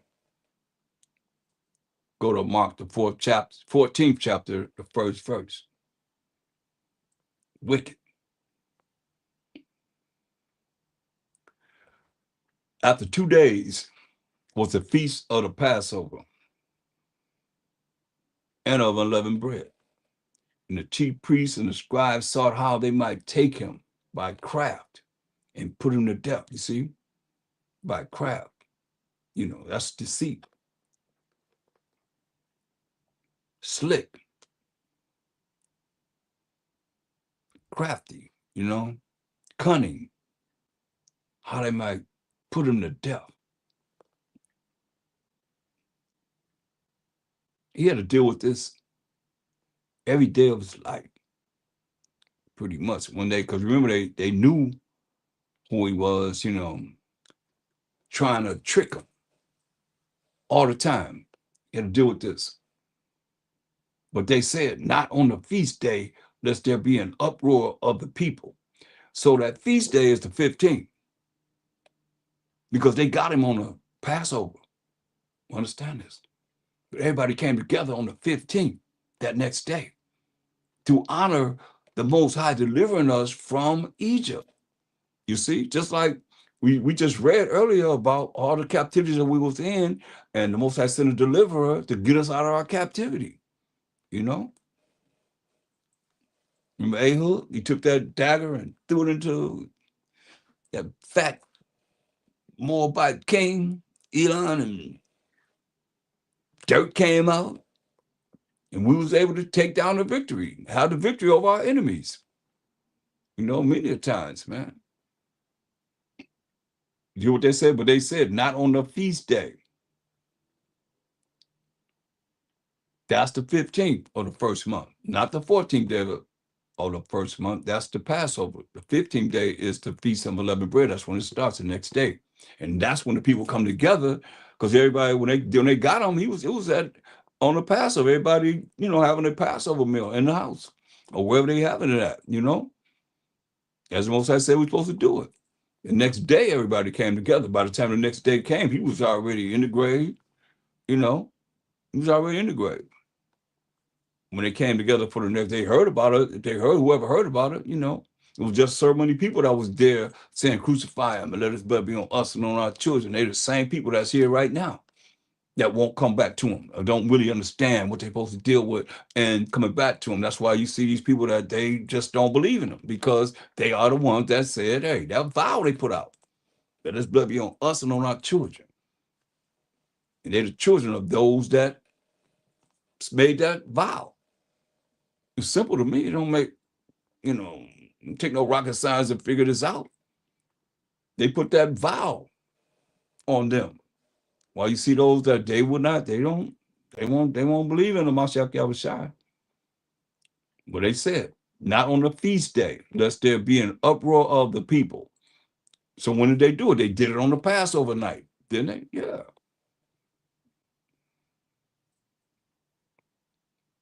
Yeah.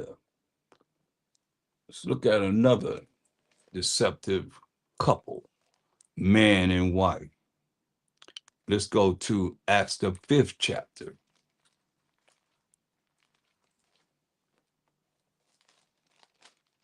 And let's read about Ananias and Sapphira. Acts 5:1. Y'all like in the video or the lesson, give me a like and subscribe to the channel. So we in Acts the 5th chapter, the first verse, it says, but a certain man named Ananias with Sapphira, his wife, sold a possession, right? Because they were supposed to, and I'll go back over this once I go through this and show you what, how we operated. But they sold a possession, right? And kept back part of the price because they're supposed to lay the possession, whatever they sold, the possession, supposed to came and laid it at the apostles' feet. And distribution was supposed to be made as there was a need of our people. That's how we operated. But they kept back part of the price. His wife also being privately tutored. They both plotted, and brought a certain part and laid it at the apostles' feet. See? They're supposed to sold it and giving it all to the apostles for the people. They both plotted together to do this. Ananias and Sapphira, his wife, right? So, but Peter said, Ananias, why has Satan filled thine heart to lie to the Holy Spirit and to keep back part of the price of the land? Remember what we just read? Maybe some of you just coming in. Y'all coming in and going out. I don't know if you've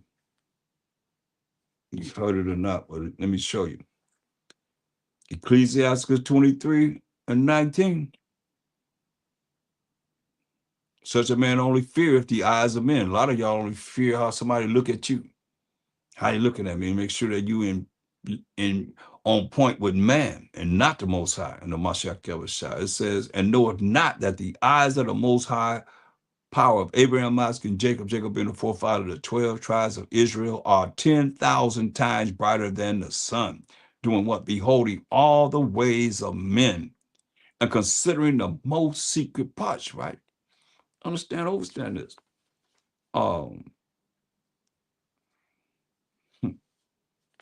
It is what it is. Ecclesiastes 17:15. He said, their ways are ever before him. Ecclesiastes 17:15. He said, their ways are ever before him and shall not be hid from his eyes. See everything. You know what time it is. So the Most High's eyes are 10,000 times brighter than the sun, beholding all the ways of men. So here it is, why Peter is saying, hey. And then you look at Amos. Let's go back there again. Amos 3:7. Amos 3:7.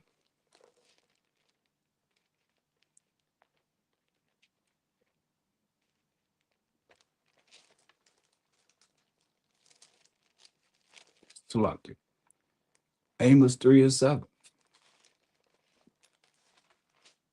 Surely the Most High will do nothing, but he revealeth his secret unto his servants, the prophets. You see, he revealeth his secret unto his servants, the prophets. So that's why you're looking at Peter being able to be filled with the Spirit of the Most High, to be able to know that this is what they done.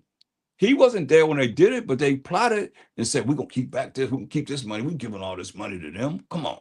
We're going to keep some of this money. But that vow is very important. When you make that vow, you say you're going to do this, you got to do it. Before the Most High, you understand. That's why Acts 5:3. But Peter said, Ananias, why has Satan filled thine heart to lie to the Holy Spirit? See, this is what we're dealing with. These deceptors and deceptive people and liars and deceitful people dealing with this deception. What does it say? And we're looking at instances of deception within this lesson. It says, while it was remain, was it not thine own? So you held back part of what you said you're going to do. You vowed to do. You said, while you got the money, was it not your own? And after it was sold, was it not in thine own power?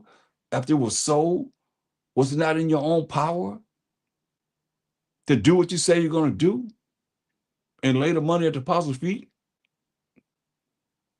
Why hast thou conceived this thing in thine heart? Why you conceived this thing in your mind? That was not lied unto men, but unto the Most High. Because he vowed that vow before the Most High. Like everything we say and do is I don't think people realize that. That's why I start with Colossians 3:17, man. That's going through the throne of the Most High. That's how we reach the Most High. And Ananias, hearing these words, fell down and gave up the ghost. He fell down when he heard them words and died right there on the spot. Ananias, hearing these words, fell down and gave up the ghost.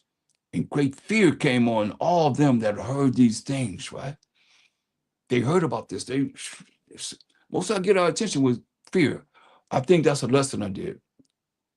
You can go to preach that one's called The Most High Get Our Attention with Fear, with Death, I think it's called. With death. But you see what happened? Great fear. What do you think that fear means? Because y'all say fear the Most High don't mean to be afraid of. This man fell down dead. What did it say? And great fear. That they became afraid. They got scared. Came on all them that heard these things. And the young men arose, wound him up, and carried him out and buried him. No funeral, just wound him up and carried him out and buried him.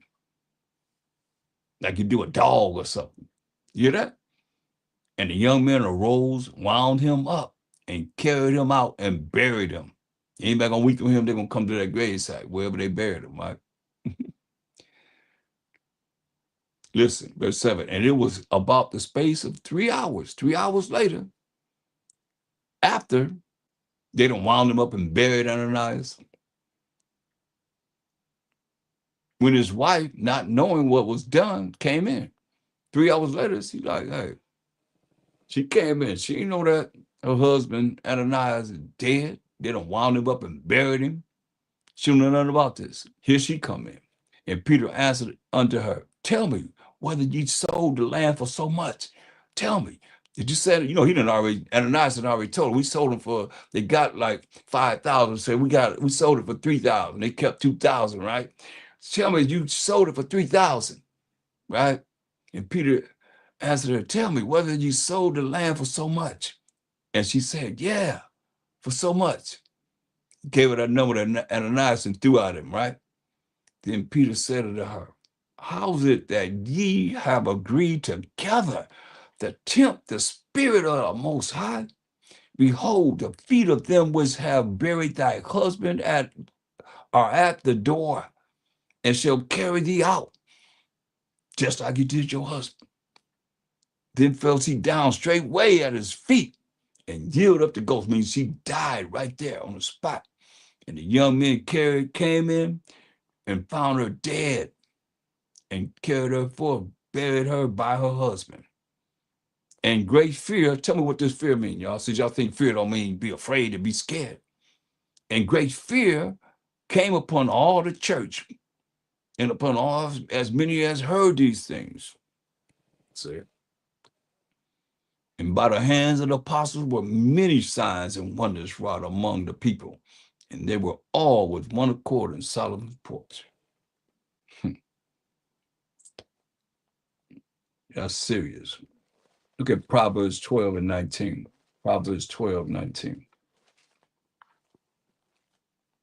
Proverbs 12 and 19. See, that's why you got to really look at this, because it's very important. This ain't no lies going to the kingdom. The lip of truth shall be established forever. The words of the truth, the Most High's laws, statutes, commandments, going to be established forever. But a lying tongue is but for a moment. You know that? Liars, they're going to just last for a moment. Deceit is in the heart of them that imagine evil. You know? So let you know that when you start to, that's why you got to be on point, because you looking at deceit is in your heart when you imagine evil. But to the consolers of peace is joy. You see? There shall no evil happen to the just, those that are doing what the Most High says you're supposed to be doing, and keeping his laws, statutes, commandments, having faith in him, fearing him. There shall no evil happen to the just, but the wicked shall be filled with mischief. The wicked gonna be filled with mischief. Looking how they can plot to do this, like we done went through. Looking at our people. This is our people we were talking about, you know. Hazar was Syrian, but it's showing you, different scenarios of we as the Israelites being involved with these nations or however it is that, we're wicked, they wicked, whatever. Just showing you wickedness, man. And those that are just. This is what it says. Deceit lies in the heart, the mind of them that imagine evil. See? And you see what happened. Look at verse 19 again. The lip of truth shall be established forever. If they would have told the truth, Ananias and Sapphira, they'd have been all right forever. But a lying tongue is but for a moment. How long did they last? Coming to telling that lie. Both of them fell down dead just for a moment. Boom. Just how much you sold it for? Oh, yeah. Why are you going to lie to the Holy Spirit? Why you lie? And he let you know how Satan works. He get into the minds and have people lie. He get into the minds and have, things happen that against the truth. That's how he operate. You get into the minds, y'all. And that's where you see your heart. Let me make sure y'all understand. I've been saying that the heart is the mind, your thoughts. Let me prove that so you'll know that in the scripture, because a lot of times, we regurgitate things, but we don't know how to prove it. This is how you prove it. Mark 7th chapter, the 21st verse. It's proved that the heart represents your thoughts. And you see it a lot in the scripture because the heart just beating, pumping blood to every organ in your body, Well, here it is. This is what the heart means in most cases in the Bible. Mark 7:21. I must define it because we done heard it, throughout this lesson.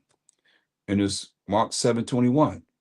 For from within, out of the heart of men, proceed evil thoughts. You see that? For from within, out of the heart of men, proceed evil thoughts. You see? And he goes on to say adulteries, fornications, murderers. Because you got to think about these things before you commit these things. Thefts, covetousness, wickedness, deceit. That's what we're talking about. Deceit, right? Fit right into the mind. The lie. You got to think about a lie before you say the lie or do the lie. I mean, something happens behind you lying. You're right. Deceit, lasciviousness, an evil eye, blasphemy, pride, foolishness. All these evil things come from within your mind and defile the man. See that? So that's what he's letting us know. Going back to Proverbs 12.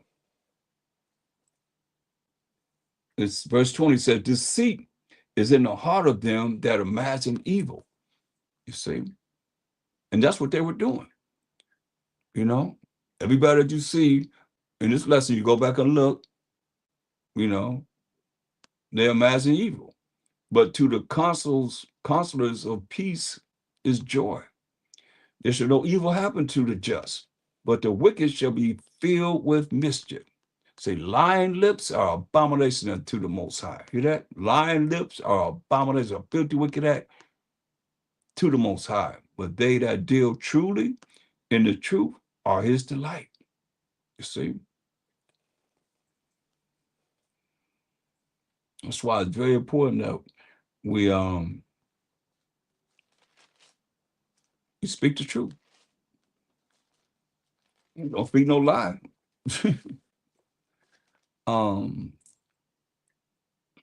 Proverbs 19:5. A false witness shall not be unpunished. Someone that lying on someone shall not be unpunished. You lying on your brother shall not be unpunished. And he that speaketh lies shall not escape. So you ain't gonna escape. I'll tell you, my favorite scriptures, Hebrews 10:31. It is a fearful thing to fall into the hands of the living power. It's a fearful thing. You ain't gonna escape. What my Shadow Shot said. Go to better ask somebody. Say you ain't gonna escape. That's why he said uh St. John 10:29. St. John 10:29. Look what he said. He said, my Father, which gave them me, is greater than all. And no man is able to pluck them out of my Father's hand. You hear what he said? No man is able to pluck them out of my Father's hands. That's hand. What that's if you in his hand for righteousness, or you in his hand for his wrath and his wickedness. Man, that's why it's very important that you see this, man. Shoot, man. You can't really you can't go wrong. Stay focused on what it is that we need to do. Please the Most High. I know that. Hebrews 10:31. It is a fearful thing to fall into the hands of the Most High power of Abraham, Isaac, and Jacob, the living power. It's a fearful thing. You say, much I told you, once you in the hand of the Most High, what you think? You gonna get out? He gonna let you go and say, what he say? He gonna let you, he say, you ain't gonna escape. Ain't that what he just said? You will not escape. What's your method of escaping from the Most High once he got you in his hand? Huh? What's your strategy? Y'all always have some kind of strategies going on. What's your strategy to get out of the hand of the Most High? Hmm? Talk to me.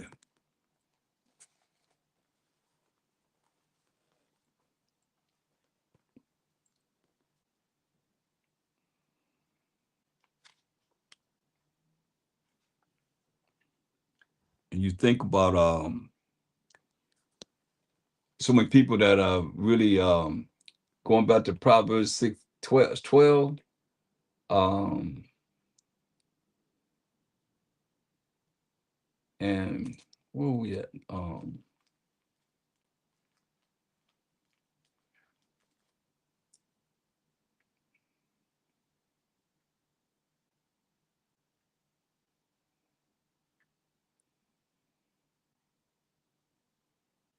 Yeah. Um, Look at verse 26. Proverbs 12:26. The righteous is more excellent than his neighbor, right? So the righteous is more excellent than his neighbor. So just in case some new people are coming in, we want to define righteousness. Deuteronomy 6:25. So when you see righteous, you know this is what it's talking about, especially you that's been brain polluted in Christian sanity, where they say you're not under the law, you're under the commandments, so you might not even know what righteousness is. You'll make up your own words and give it a definition of what it means. And here it is, the definition clearly right here in the law, Deuteronomy 6:25. It said, and it shall be our righteousness if, that's a condition, we observe to do all these commandments before the Most High, our power, as he hath commanded us, right? So to be righteous, you got to keep the commandments of the Most High. Psalms 119, 172.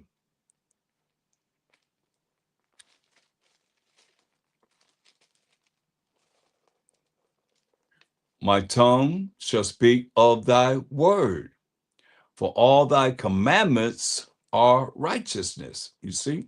So that defines righteousness, the commandments that the Most High wrote with his finger. Deuteronomy 9 and 10. Look, Deuteronomy 9 and 10.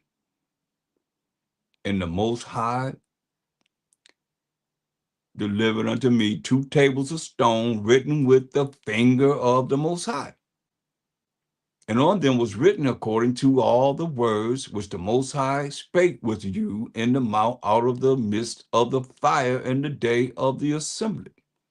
So these commandments were written with the finger of the Most High. That's why it's amazing how anyone could just think in their wildest dreams that they just can listen to someone that say you don't have to follow what he gave us 613 laws. And he's telling you throughout the Bible, you know, do what I say do. He said the prophets will tell us, tell Israel to do what I say do. Or I'm going to visit them. Exodus 31:18. Exodus 31 and 18. And he gave unto Moses, when he had made an end of communing with him upon Mount Sinai, 2 tables of testimony, tables, 2 testimony, 2 tables of testimony, tables of stone, written with the finger of the Most High. Don't y'all let nobody tell you that you ain't got to do what he say do. That's what they telling you. You ain't got to follow him, but they tell you to follow the preacher. That's why I see a lot of bing, they leaving. They don't want to hear that. They don't hear that law. Probably has a bunch of Christian sanity people up in here. They don't want to hear nothing about you got to keep the Most High's law. Y'all don't love the Most High. What he say in 1 John 5 and 3? If thou can say. But this is the love of the Most High, that we keep his commandments, and his commandments are not grievous. See? This is the love of the Most High, that we keep his commandments, and commandments are not grievous. You won't be sad in doing what he say, do, that's right. You just coming in, it says, 1 John 5 and 3. It says, for this is the love of the Most High, that we keep his commandments, and his commandments are not grievous.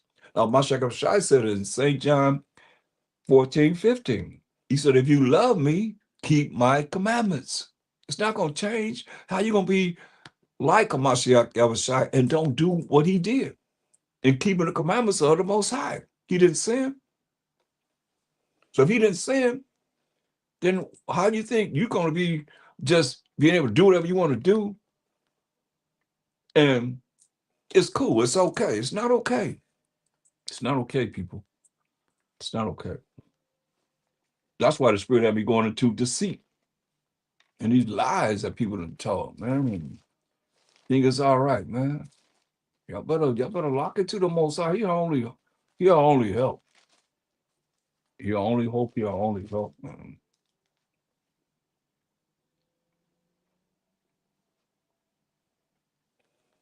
Look, Hebrews 6 and 11.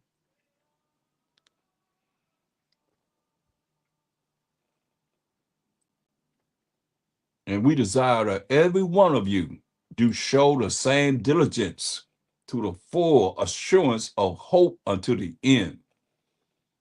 Hear that? He wants to be diligent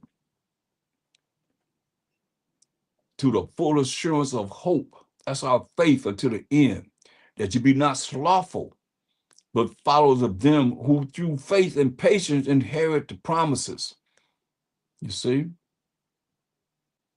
When you look at the things that our forefathers were able to receive, and they have a book written about them with their name on it. Not our names. They have a book written with their names on it. That's how the Most High looked at them. He gave them, his word. And for the time that they lived, the understanding of what they had to go through and what we got to go through. Like now, you should know the prophecies of what to look for. So you ready. You ain't got to get ready. You be ready. You always ready because you know you can look at what the signs are to know. And I'll be wondering why people don't really inquire about that. Why you want to know more? Why you desire to know more?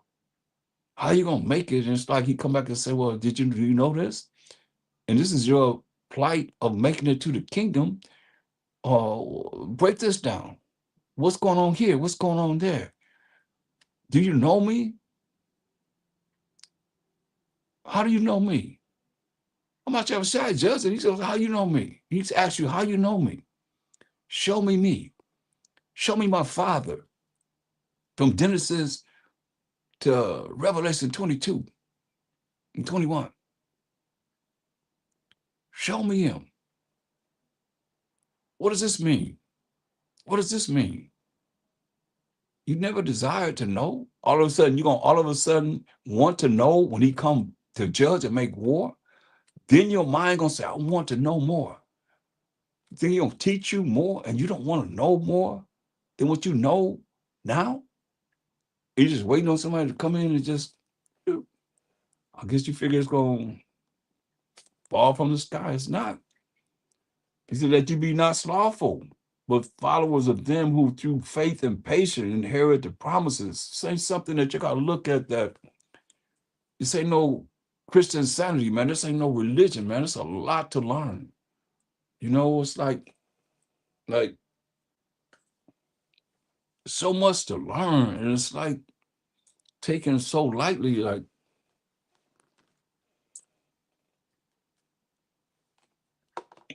you think coming to class or doing whatever you do once a week, twice a week, you know, how much time do you put into this?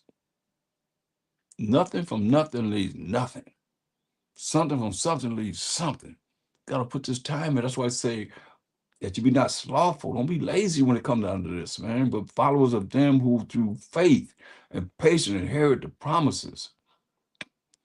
He's telling you, verse 10, he say, "For the Most High is not unrighteous to forget your work and labor of love, of doing what he say do, keeping his commandments, which he have showed toward his name." But y'all ain't showing that much of toward his name because ain't anybody talking about him. Howdy.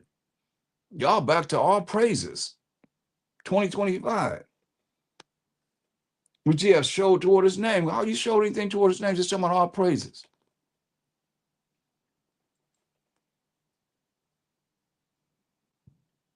And that ye have ministered to the saints and do minister, you know, telling somebody about this truth. Some kind of means to be able to reach out to people, to be able to help them see the light, or just putting your brick in part of the body of Mashiach Yahushua. Because I mean, it's so, when I look at this, you know, I'm here, it's like, I got flashbacks of so many people. And here it is in verse 4. It says, "For it is impossible with those who were once enlightened," like all of you are enlightened right now, "and have tasted of the heavenly gift, and were made partakers of the Holy Spirit, and have tasted the good word of the Most High and the powers of the world to come." You've learned that these brothers and sisters have learned about the prophecies of, you know, the breakdowns of these scriptures and so forth. They know about the prophecies of the world to come, the kingdom.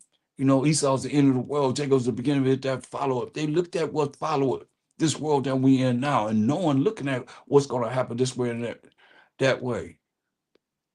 And they just, poof, they out of here. "And have tasted the good word of the Most High and the powers of the world to come, if they shall fall away, to renew them again unto repentance, saying they crucified of themselves the Son of the Most High, or Mashiach Yahushua, freshly crucified him, man, and put him to an open shame." That's sad, man. People have done that because they follow lies. They follow people that led them astray, led them straight astray. That's what the world is set up, to send you straight to damnation with it if you're not really strong. You know, there's no reason why anyone should fall away and get weak and can't, come in. Only thing I can say is your pride would have you do that. Your pride gonna have you burn in the lake of fire with the devil, because he prideful. And he set up his people to be prideful.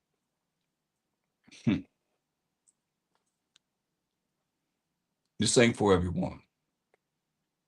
That's why Masha said in St. John 16, and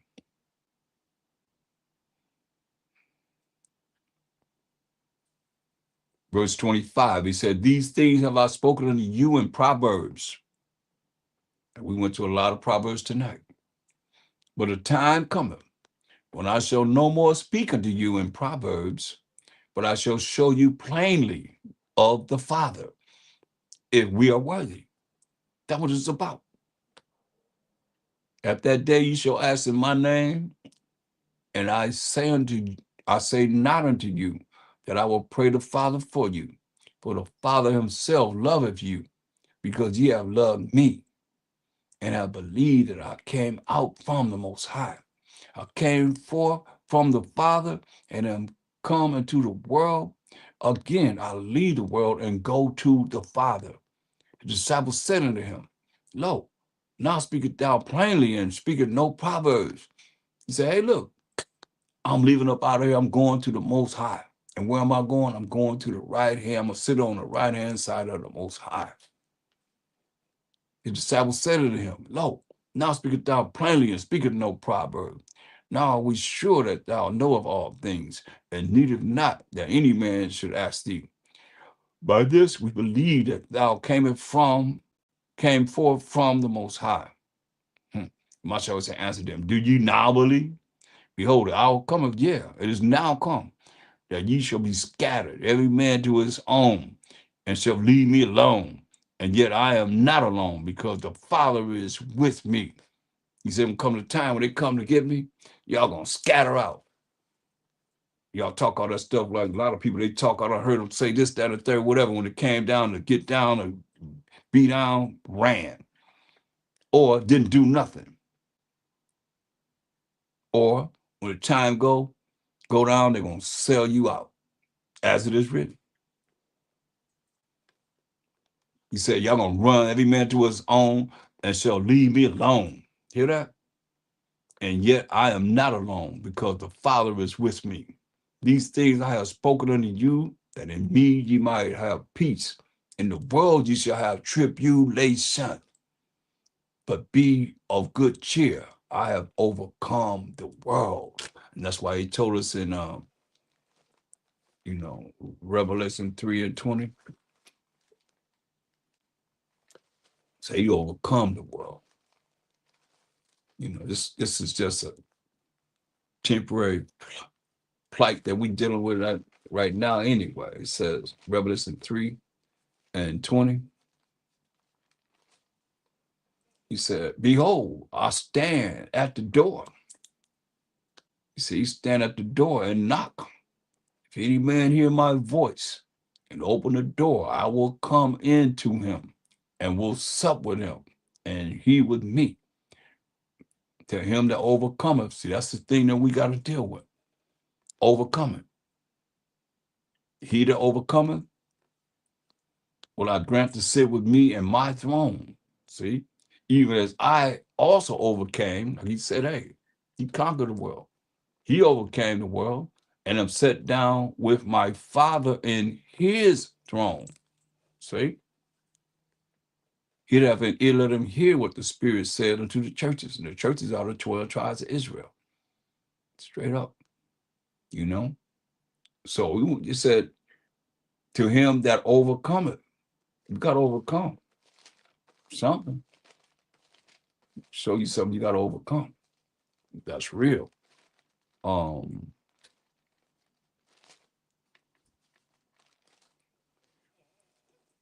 First Peter 5:8. It said, "Be sober, be focused, and don't be no drunkard. Be vigilant." You got to be diligent. You got to be vigilant. Because your adversary, your enemy, the devil, as a roaring lion, walketh about, seeking whom he may devour. You hear that? You got to overcome this. You got to overcome this.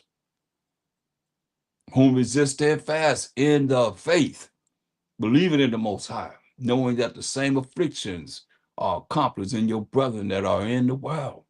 See, but the Most High know. He never give you more than what you can bear. You just got to be ready. And don't allow, the devil to have control of you. That's why when you look at Mashiach side, when he fasted for 40 days and 40 nights, here comes the devil. It's very important. We can't go over this enough because I notice that most people don't go over this. They don't really look at what it is that, I read the Bible for solutions. And it's very important that hopefully, this will be a part of your curriculum and what it is that works, because the big deceiver is the devil. Wouldn't you say? The most biggest deceiver is the devil. So how do you overcome him? Let's go to Matthew, the 4th chapter, and bring this out before we close. The first verse, Matthew 4:1. This is how you overcome the devil. Saying, rebuke the devil, he shall flee, but how you rebuke him, you don't even know what a Mashiach did to get rid of the devil. And you got to think about it. When you see what he done and you think about how this world is being taught and how your mind and your family members and your friends and associates that's in Christian insanity, how they think, it should make sense to you, hopefully. If you have, eyes to see and ears to hear. This ain't for everyone. Matthew 4:1. Then was a Mashiach led up of the spirit into the wilderness to be tempted of the devil. Right? So he's being tempted of the devil. And when he had fasted 40 days and 40 nights, he was afterward hungry. And when the tempter, that's the devil, Satan, came to him, he said, if thou be the Son of the Most High, command that these stones be made bread. Right? He hungry. He said, you be the Son of the Most High, command that these stones be made bread. So you got something to eat. Right? But he answered and said, this is key, this is solutions. Read the Bible for solutions. But he answered and said, this him fighting against the devil. It is written. Hear that? It is written. Where will it be written at? Man shall not live by bread alone, but by every word that proceedeth out of the mouth of the Most High. Right? It is written. So this is a way to rebuke the devil, since y'all got all these spirits that you're dealing with, around you or dealing with you inside you, whatever it is that he's messing with you in your life. Mashiach said, it is written. The solution. He went to Deuteronomy 8:3. He went to the law that the Most High wrote with his finger.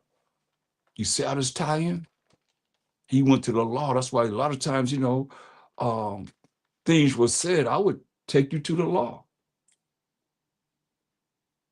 Because this is what we're going by as a people. The commandments of the Most High that he wrote with his finger. Look, Deuteronomy 8:3. And he humbled thee and suffered thee to hunger and fed thee with manna, which thou knewest not, neither did thy fathers know, that he might make thee know that man does not live by bread only. This is what he quoting, the law. But by every word that proceedeth out of the mouth of the Most High does man live. So he went to the law to rebuke the devil one time, right? So now I ask you, if you're taught you're not under the law, you have to follow the law, then how can you rebuke the devil? This is what he used. Give me some answers. Talk to me. Let's go back to Matthew 8. I'm 4 chapter, verse 5. I'm looking for some answers. Y'all not responding. Y'all know everything. Y'all in Christian insanity, y'all call it. So make it so it's not. Because he went to the law just now, right? To rebuke the devil. And that's the same thing. You're taught that you're not under. You're not under, but you're under grace. Grace is only for the Israelites. Period. Mercy is only for the Israelites. I can prove that through scripture. So look what it says. Verse 5, Matthew 4 and 5. Then the devil taketh him up into the holy city and set him on a pinnacle of the temple and said unto him, if thou be the Son of the Most High, cast thyself down, for it is written, he shall give his angels charge concerning thee, and in their hands they shall bear thee up, lest at any time thou dash thy foot against a stone. So where did the devil go to? Did he go to the law? Or did he go to some other verse in the Bible? And you know, he do know the Bible, but he didn't go to the law. He went to Psalms, the 91st chapter, the 11th and 12th verse. That's where he went to. Let's go there. It's very important because you got these liars and deceivers and people that are dealing with evil that you got to know how to rebuke them. Psalm 91 and 11. This is what he quoted. For he shall give his angels charge over thee to keep thee in all thy ways. They shall bear thee up in their hands. This is what he said. Lest thou dash thy foot against a stone, right? So he's trying to get up my second side, defy gravity. Defy, go up on the pinnacle and cast yourself down. An angel gonna catch you in their hands. Look what my second side told him though. Matthew 4 and 7. My second side said to him, it is written again, thou shalt not tempt the Most High in thy power. You hear that? It is written again, thou shalt not tempt the Most High thy power. Deuteronomy 6:16. Going back to the law again. Deuteronomy 6:16. How y'all gonna really deal with, that's why a lot of y'all rolling with the devil, because y'all don't know what it is that, y'all don't know what my Mashiach ever said like this. And you see what he's doing, you're gonna see. If you don't see, it ain't for you to see. Hopefully you will see. Deuteronomy 6:16. You shall not tempt the Most High your power, as he tempted him in Massa, right? Deuteronomy 10 and 20. The law still. He went to the law, here go the law again. Deuteronomy 10 and 20. Thou shalt fear the Most High. You better be afraid and scared of the Most High, thy power. Him shalt thou serve, and to him shalt thou cleave and swear by his name. That's what he used, the law against the devil. Now we're going to go to Matthew 4 and 11. What happened? Then the devil leaveth him. You see that? Then the devil leaveth him. And behold, angels came and ministered unto him. But you see what he did? He used the law against the devil. The devil cannot deal with the law. That's why you have to understand. Y'all gotta see this, because you can read the laws out loud. I put it on where you have a Bible app, and let it play in your house. The laws. Let the laws play in your house.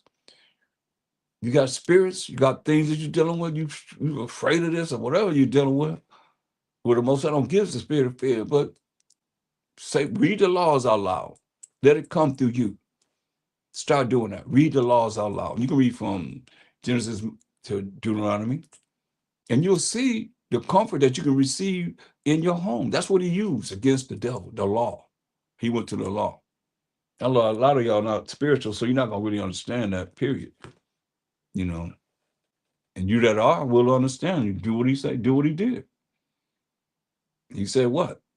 St. John 14:15, he said, if you love me, keep my commandments. Do what I say, do. You can't go wrong with doing what he doing, what he does, and what he done. Look,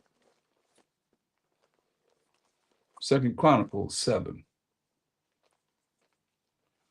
2 Chronicles 7 and 14. 2 Chronicles 7:14. It says, if my people, who are the 12 tribes of Israel, which are called by my name, we're called by Yah, Sha'ala, shall humble themselves. That's the first thing he tells us we got to do. Humble ourselves. Don't be prideful. Humble yourself and pray and seek my face. Because in Hosea 5:15, the Most High said, I'm going to go to my place until we acknowledge our offense and seek his face. Let you know he turned his face away from us. In our affliction, we're going to seek him early. So we tell him, you got to seek his face by doing what he say do. And turn from their wicked ways, lying and being deceptive and dealing with deceit. Then will I hear from heaven and will forgive their sin and will heal their land. That's what we want, y'all. Now mine eyes shall be open and my ears should be attentive unto the prayer that is made in this place, man. That's powerful, man.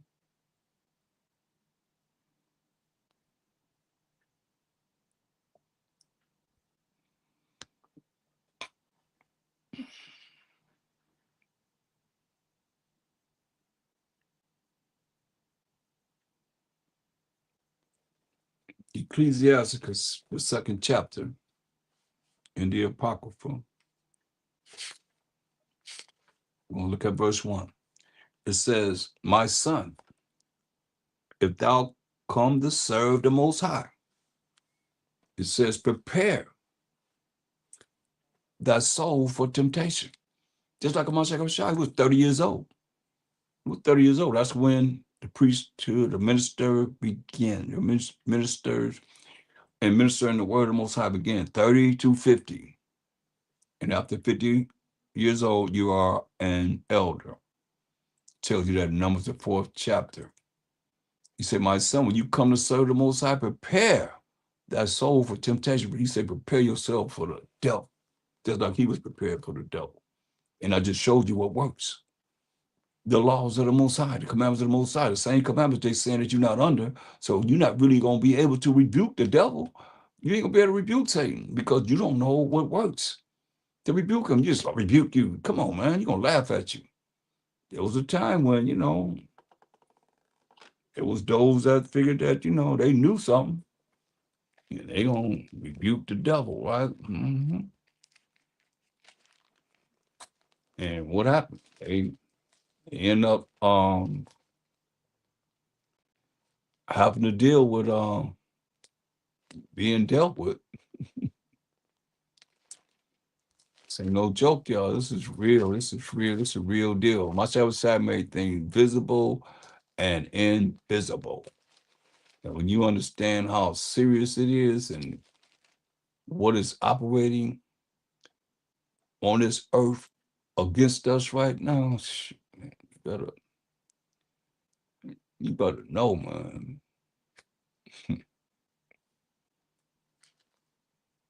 It's real deal. That's why I look at let me find this for you.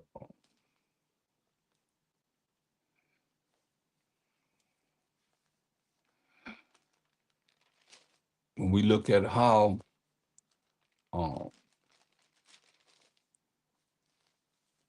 everybody in this Bible went through something, man. It's not no easy task. We'll say when you come to serve the Most High, what do you say? Prepare your soul for temptation, man. You got to prepare your soul for temptation, for the devil. Just like Mashiach Shai, he went through it. Hey, it said in Isaiah 53:10, it pleased the Most High to bruise him. That's real serious, y'all. So who are we compared to a Mashiach Yahushua, the Son of the Most High? Man. Just know you got to endure to the end. Don't give up. Don't give in. Don't give up. Don't ever give in. Don't give up.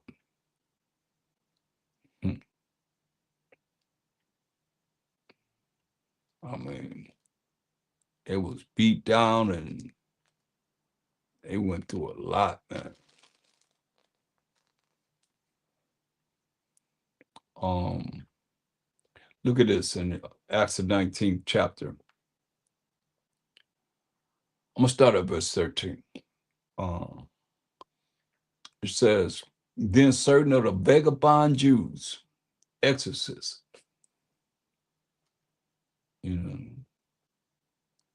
took upon them to call over them which had evil spirits, the name of Mashiach Yahushua, Bashama Mashiach Yahushua, right?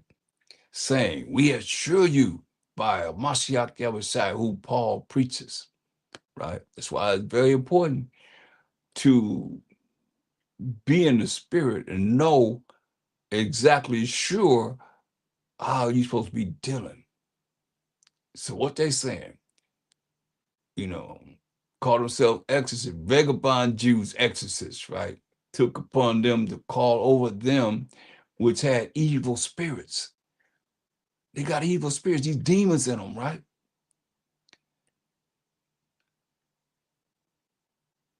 By Shama Mashiach Yahushua in the name of the Lord and Savior. Saying, we adjure you by Mashiach Yahushua, whom Paul preaches, right?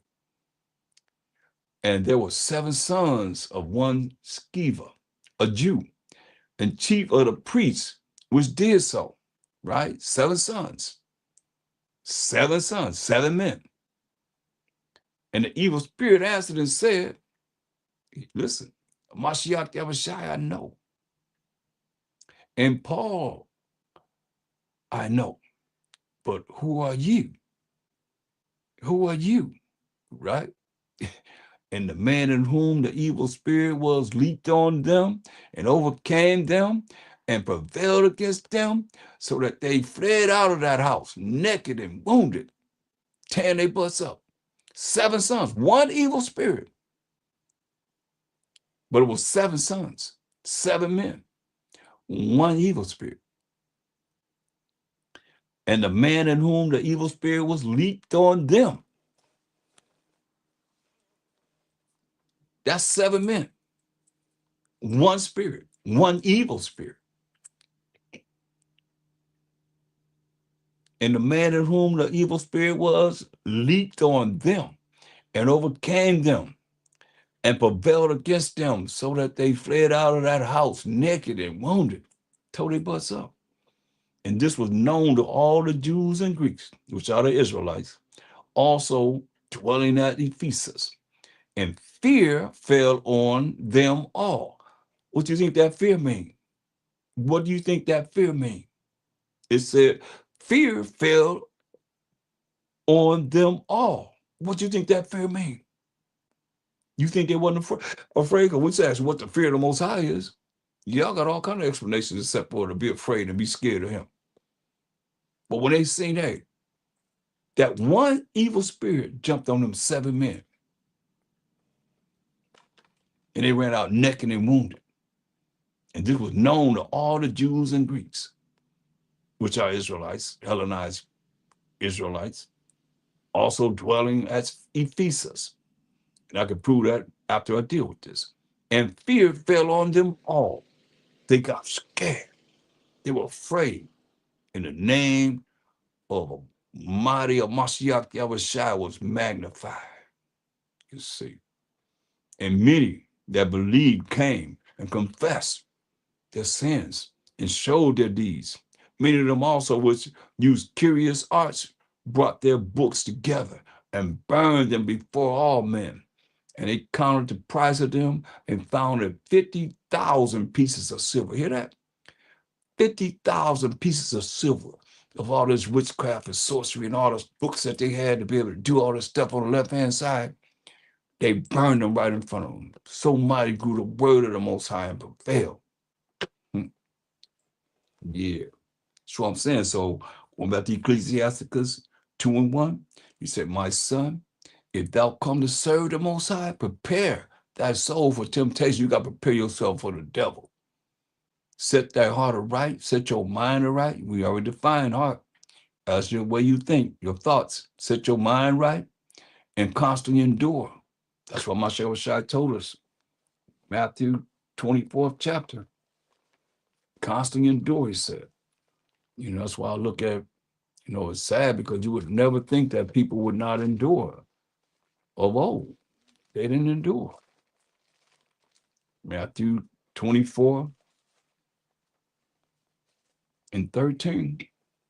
Matthew 24 and 13. He said, but he that shall endure unto the end, the same shall be saved. Can't give up, man. Verse 12 said, and because iniquity, wickedness shall abound. You see all this wickedness in this world, the love of many shall wax cold. That's why you see people flip just like that. Boom.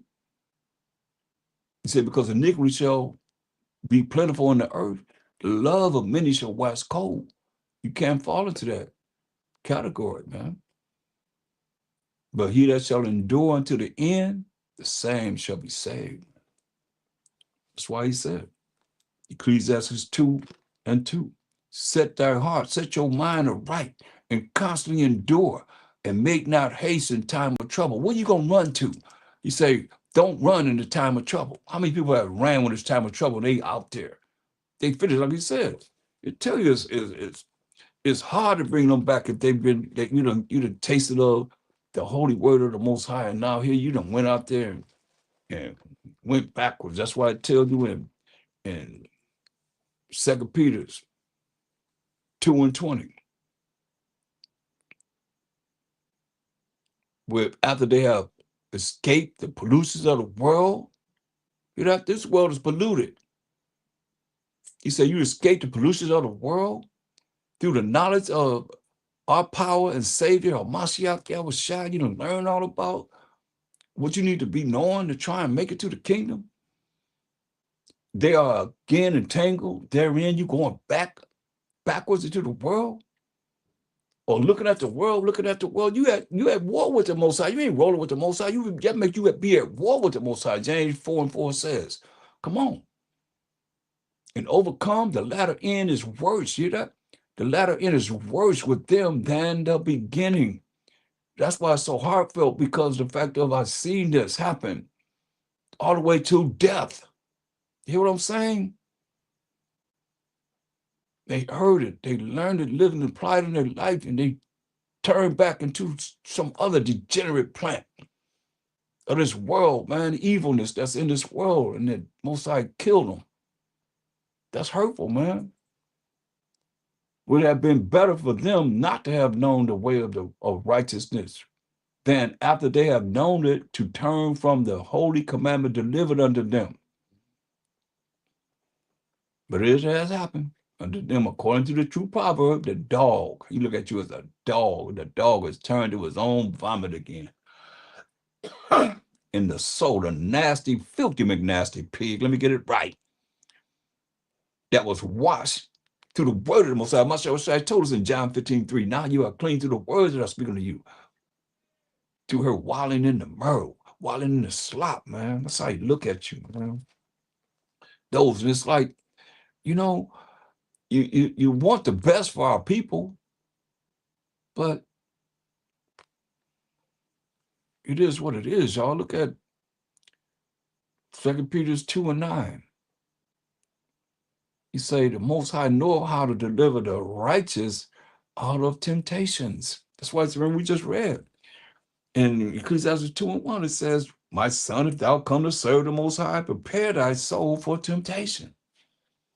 He say the Most High know how to deliver the righteous, those that are keeping his laws, statutes, commandments, out of temptations. You know, all the works of the devil that we got to look out for. The Most High know how to get you out of the works of the devil, the wiles of the devil. Tell me you don't. You just said he do. The Most High know how to deliver the righteous out of temptations. And he reserved the unjust. He reserved the unjust, those that are not righteous, those that are not keeping the commandments of the Most High. All you that say we ain't under the Most High's law, we ain't got to do what he say do. Is that what you're saying? And he reserved the unjust unto the day of judgment to be punished.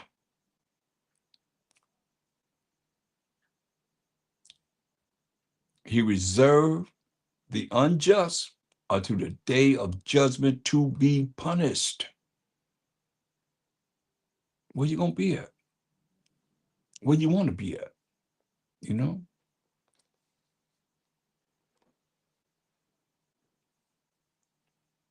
Going back to Ecclesiastes 2. Verse 3, he said, cleave unto him and depart not away, that thou mayest be increased at thy last end. Because we got next forever and ever and ever. The kingdom was already prepared for us. Whatsoever is brought upon thee, take cheerfully. You know? A lot of people can't do that. You know, a lot of people they can't really take whatever it is that the Most High bring upon them cheerfully. They just go into this deep depressing of spirits. He said, whatever Most High bring upon thee, take cheerfully. And when this works, it's spiritually, but it really, really works. So whatsoever is brought upon thee, take cheerfully. And be patient. That take time, y'all. When thou art changed to a lower state, things start to happen. That's why he said, don't run. He said, don't make haste in the time of trouble. He said, be patient. You gotta be patient. So where you gonna run? If you gonna run, you gonna run, you ain't gonna be running to the sky. Wherever you at, you're gonna see the sky. The Most High is everywhere. I mean, where you gonna run from him? How you gonna hide from him? Come on. He said, for gold is tried in the fire, verse 5. And acceptable men in the furnace of adversity.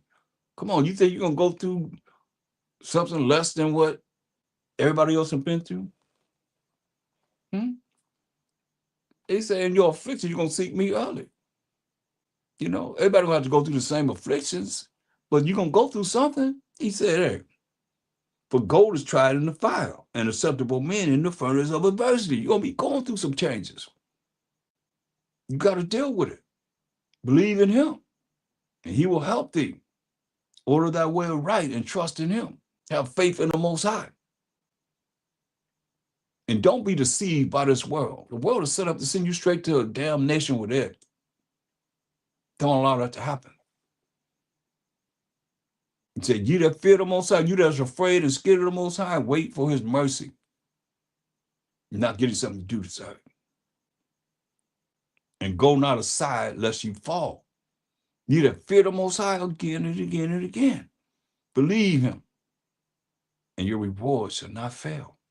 You that fear the Most High, we saying it over and over and over again.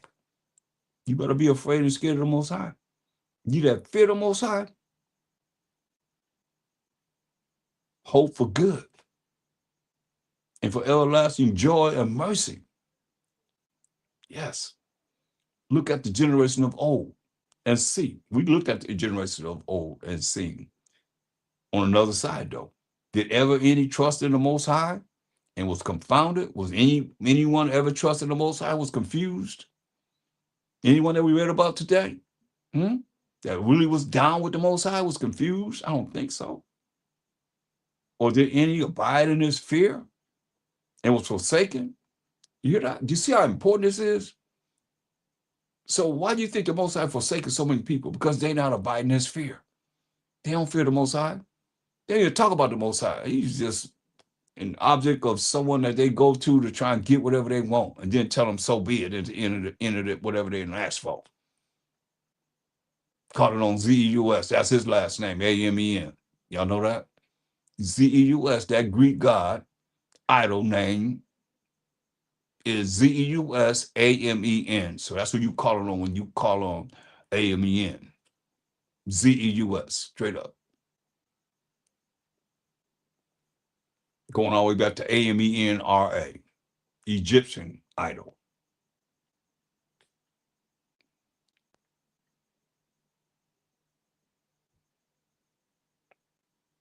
He said, look at the generation of old, verse 10, and see, did ever any trust in the Most High, have faith in the Most High, and was confounded, confused, or did any abide in his fear and was forsaken? You hear this? You don't abide in his fear, you're going to be forsaken. He's saying, anybody abide in his fear, being afraid of the Most High, scared of the Most High, it was forsaken? Because you're afraid, you're scared of something, you're going to do what he say do. You're taught not to do what he say do, therefore you're not taught to fear the Most High in these religions and so forth. Or did he abide in his fear and was forsaken? Or whom did he ever despise that called upon him? His name is jealous. Y'all understand that? His name is jealous. He loved to be talked about. He loved to be boasted about instead of you talking about yourself all the time. Me, just never talking about the Most High. But then still, you done ask them, you done pray. You get your prayer warriors, y'all pray all the time. You pray, but you ain't got nothing to say after you pray. You don't bring forth what it is, how does work, man. Let me show you how it works. And we're gonna get out of here because people have been lied to too much, and I don't want you to be feeling,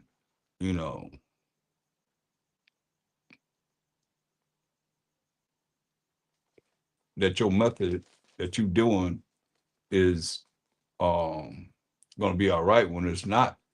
It's very, very important that you see what works. Most gave us guidelines throughout the Bible. I mean, it's here. It's just a matter of where we at. Where we at as a people. Well, you can't be deceived. You got to look at this for what it is and take this spiritually to your dome and your thoughts, to your heart, I'll say. Okay? To your thoughts.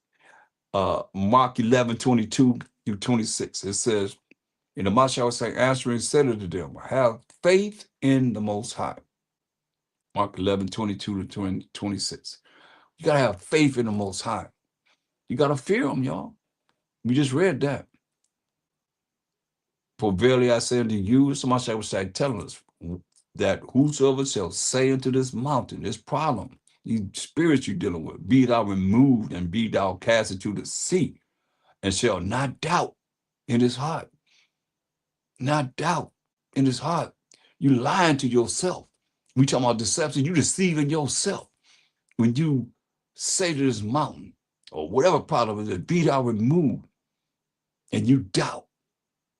You just said have faith in the Most High. Now you done cast the Most High out. People talking about worry. I ain't worried since I was out of high school. Talk about some worry. I ain't worried, man. I might be concerned about something, but I ain't gonna be to the point where it's like I'm worrying. Believe that. Because he said what? First thing he said was have faith in the Most High. I had to live on faith. Can't tell me, nobody would tell me about my faith in the Most High. I tell you, man, you gotta have faith in the Most High. And you talk about him, he's gonna come through for you. I'll tell you that. You ain't got nothing to say about him. Why should he come through for you? Only thing you got to say something to him whenever you're talking to him about what you want him to do. In the end, you're going to say, you heard what I said. So be it. Think about that. Come on. Y'all better understand, man. That's why I say you better be humble. He said, for verily I say unto you, this is my side telling us that whosoever shall say unto this mountain, you got to say it. He ain't say think. He said say it. Be thou removed and be thou cast into the sea. And shall not doubt in his heart. In your mind, you can't doubt in your mind, but shall believe, that's your faith in the Most High, that those things which he said, he ain't say think, he said, what you say shall come to pass. Ye shall have whatsoever he said. That's why all you negative people that talk about this negative, I don't want to hear that. I don't want to hear no negative. No way, because that's what you're going to get. Negative. You're going to have whatever you say. He said. Bro, you say have faith in the Most High, so you can pray to the Most High. Like how people say, coming to me with this, that, and that, say, you pray on it? Did you pray on it? You prayed on it? Now, where your faith at? What you pray for? If you don't believe that the Most High is going to come through for you, well, you got to say what it is that He going to tell you here. You got to say it, man. He said, look, therefore I say unto you, he's talking to us, what things soever you desire when you pray, believe, that's your faith in the Most High, that you receive them and you shall have them. How you going to pray for something you don't even believe you're going to get it? What's the point of praying? nobody commenting. Y'all ain't talking to me. I mean, I'll be asking all kind of questions throughout my lesson. Nobody really answers my questions. What's the point of praying if you don't believe you're gonna receive what you're praying for? The Most High got to believe that you to give you what you want that you don't even believe you're gonna get. Make that make sense? Most High will give you what you want that you don't even believe that you're gonna get. That's why he said, therefore I say to you, what things soever you desire, when you pray, believe that you receive them and ye shall have them. Come on, man. You got to say it, through the power of the Most High. This going to happen. Bam. And when you stand praying, this is what it say, forgive. This is a condition. This is a condition that a lot of people probably can't do because they got all these hanks of grudges and problems with people, man. They say you got to forgive when you stand praying. If you have problems against any, that your Father also, which is in heaven, may forgive you your trespasses. You want your prayers to be answered, but here you are going to the Most High and you got attitude or some kind of problem with somebody, and you think the Most High don't know that? Remember earlier, we read a couple of times, I believe, in this lesson, his eyes are 10,000 times brighter than the sun, beholding all the ways of men, and even the secret parts. Hear what it said? So when you stand praying, you got to forgive. If you have aught against any, that your Father also, which is in heaven, may forgive you your trespasses, your sins, the things that you have done. But if you do not forgive, neither will your Father, which is in heaven, forgive your trespasses. You see that? He ain't gonna forgive you. That's how this works, y'all.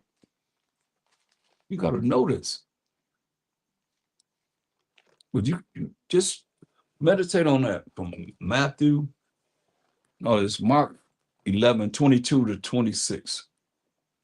Meditate on that because it's very important that y'all see this because it works. It works. What you have been given, it works. You just gotta have faith to believe in the Most High. You have faith to believe in the Most High, you see it's gonna work. It will work.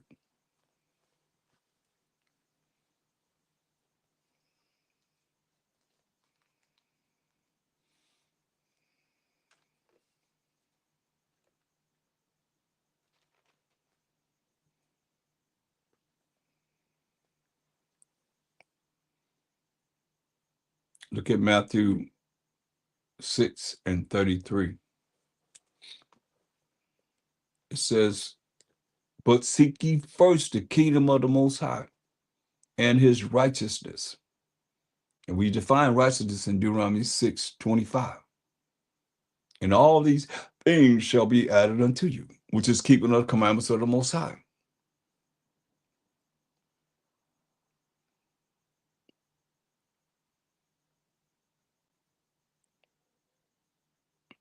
Kind, welcome. Y'all like the lesson. He said, therefore, take therefore no thought for the morrow. Don't worry about what's going to happen tomorrow. For the morrow shall take thought for the things of itself. This is what we say, sufficient unto the day is the evil thereof. You hear that? Sufficient for the day, unto the day is the evil thereof. It's going to be evil tomorrow. That's why we got to be able to deal with the righteousness of the Most High. That's why he's saying, seek the kingdom of the Most High and his righteousness, and his laws, statute, commandments. That's righteousness. And all these things shall be added unto you. Whatever you stand praying you want, you come back to his laws, statute, commandments, everything that you pray for, you can have. But you got to be aware.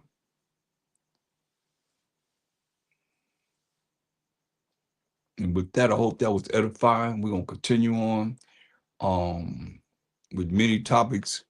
We have classes on the first day at 2 p.m.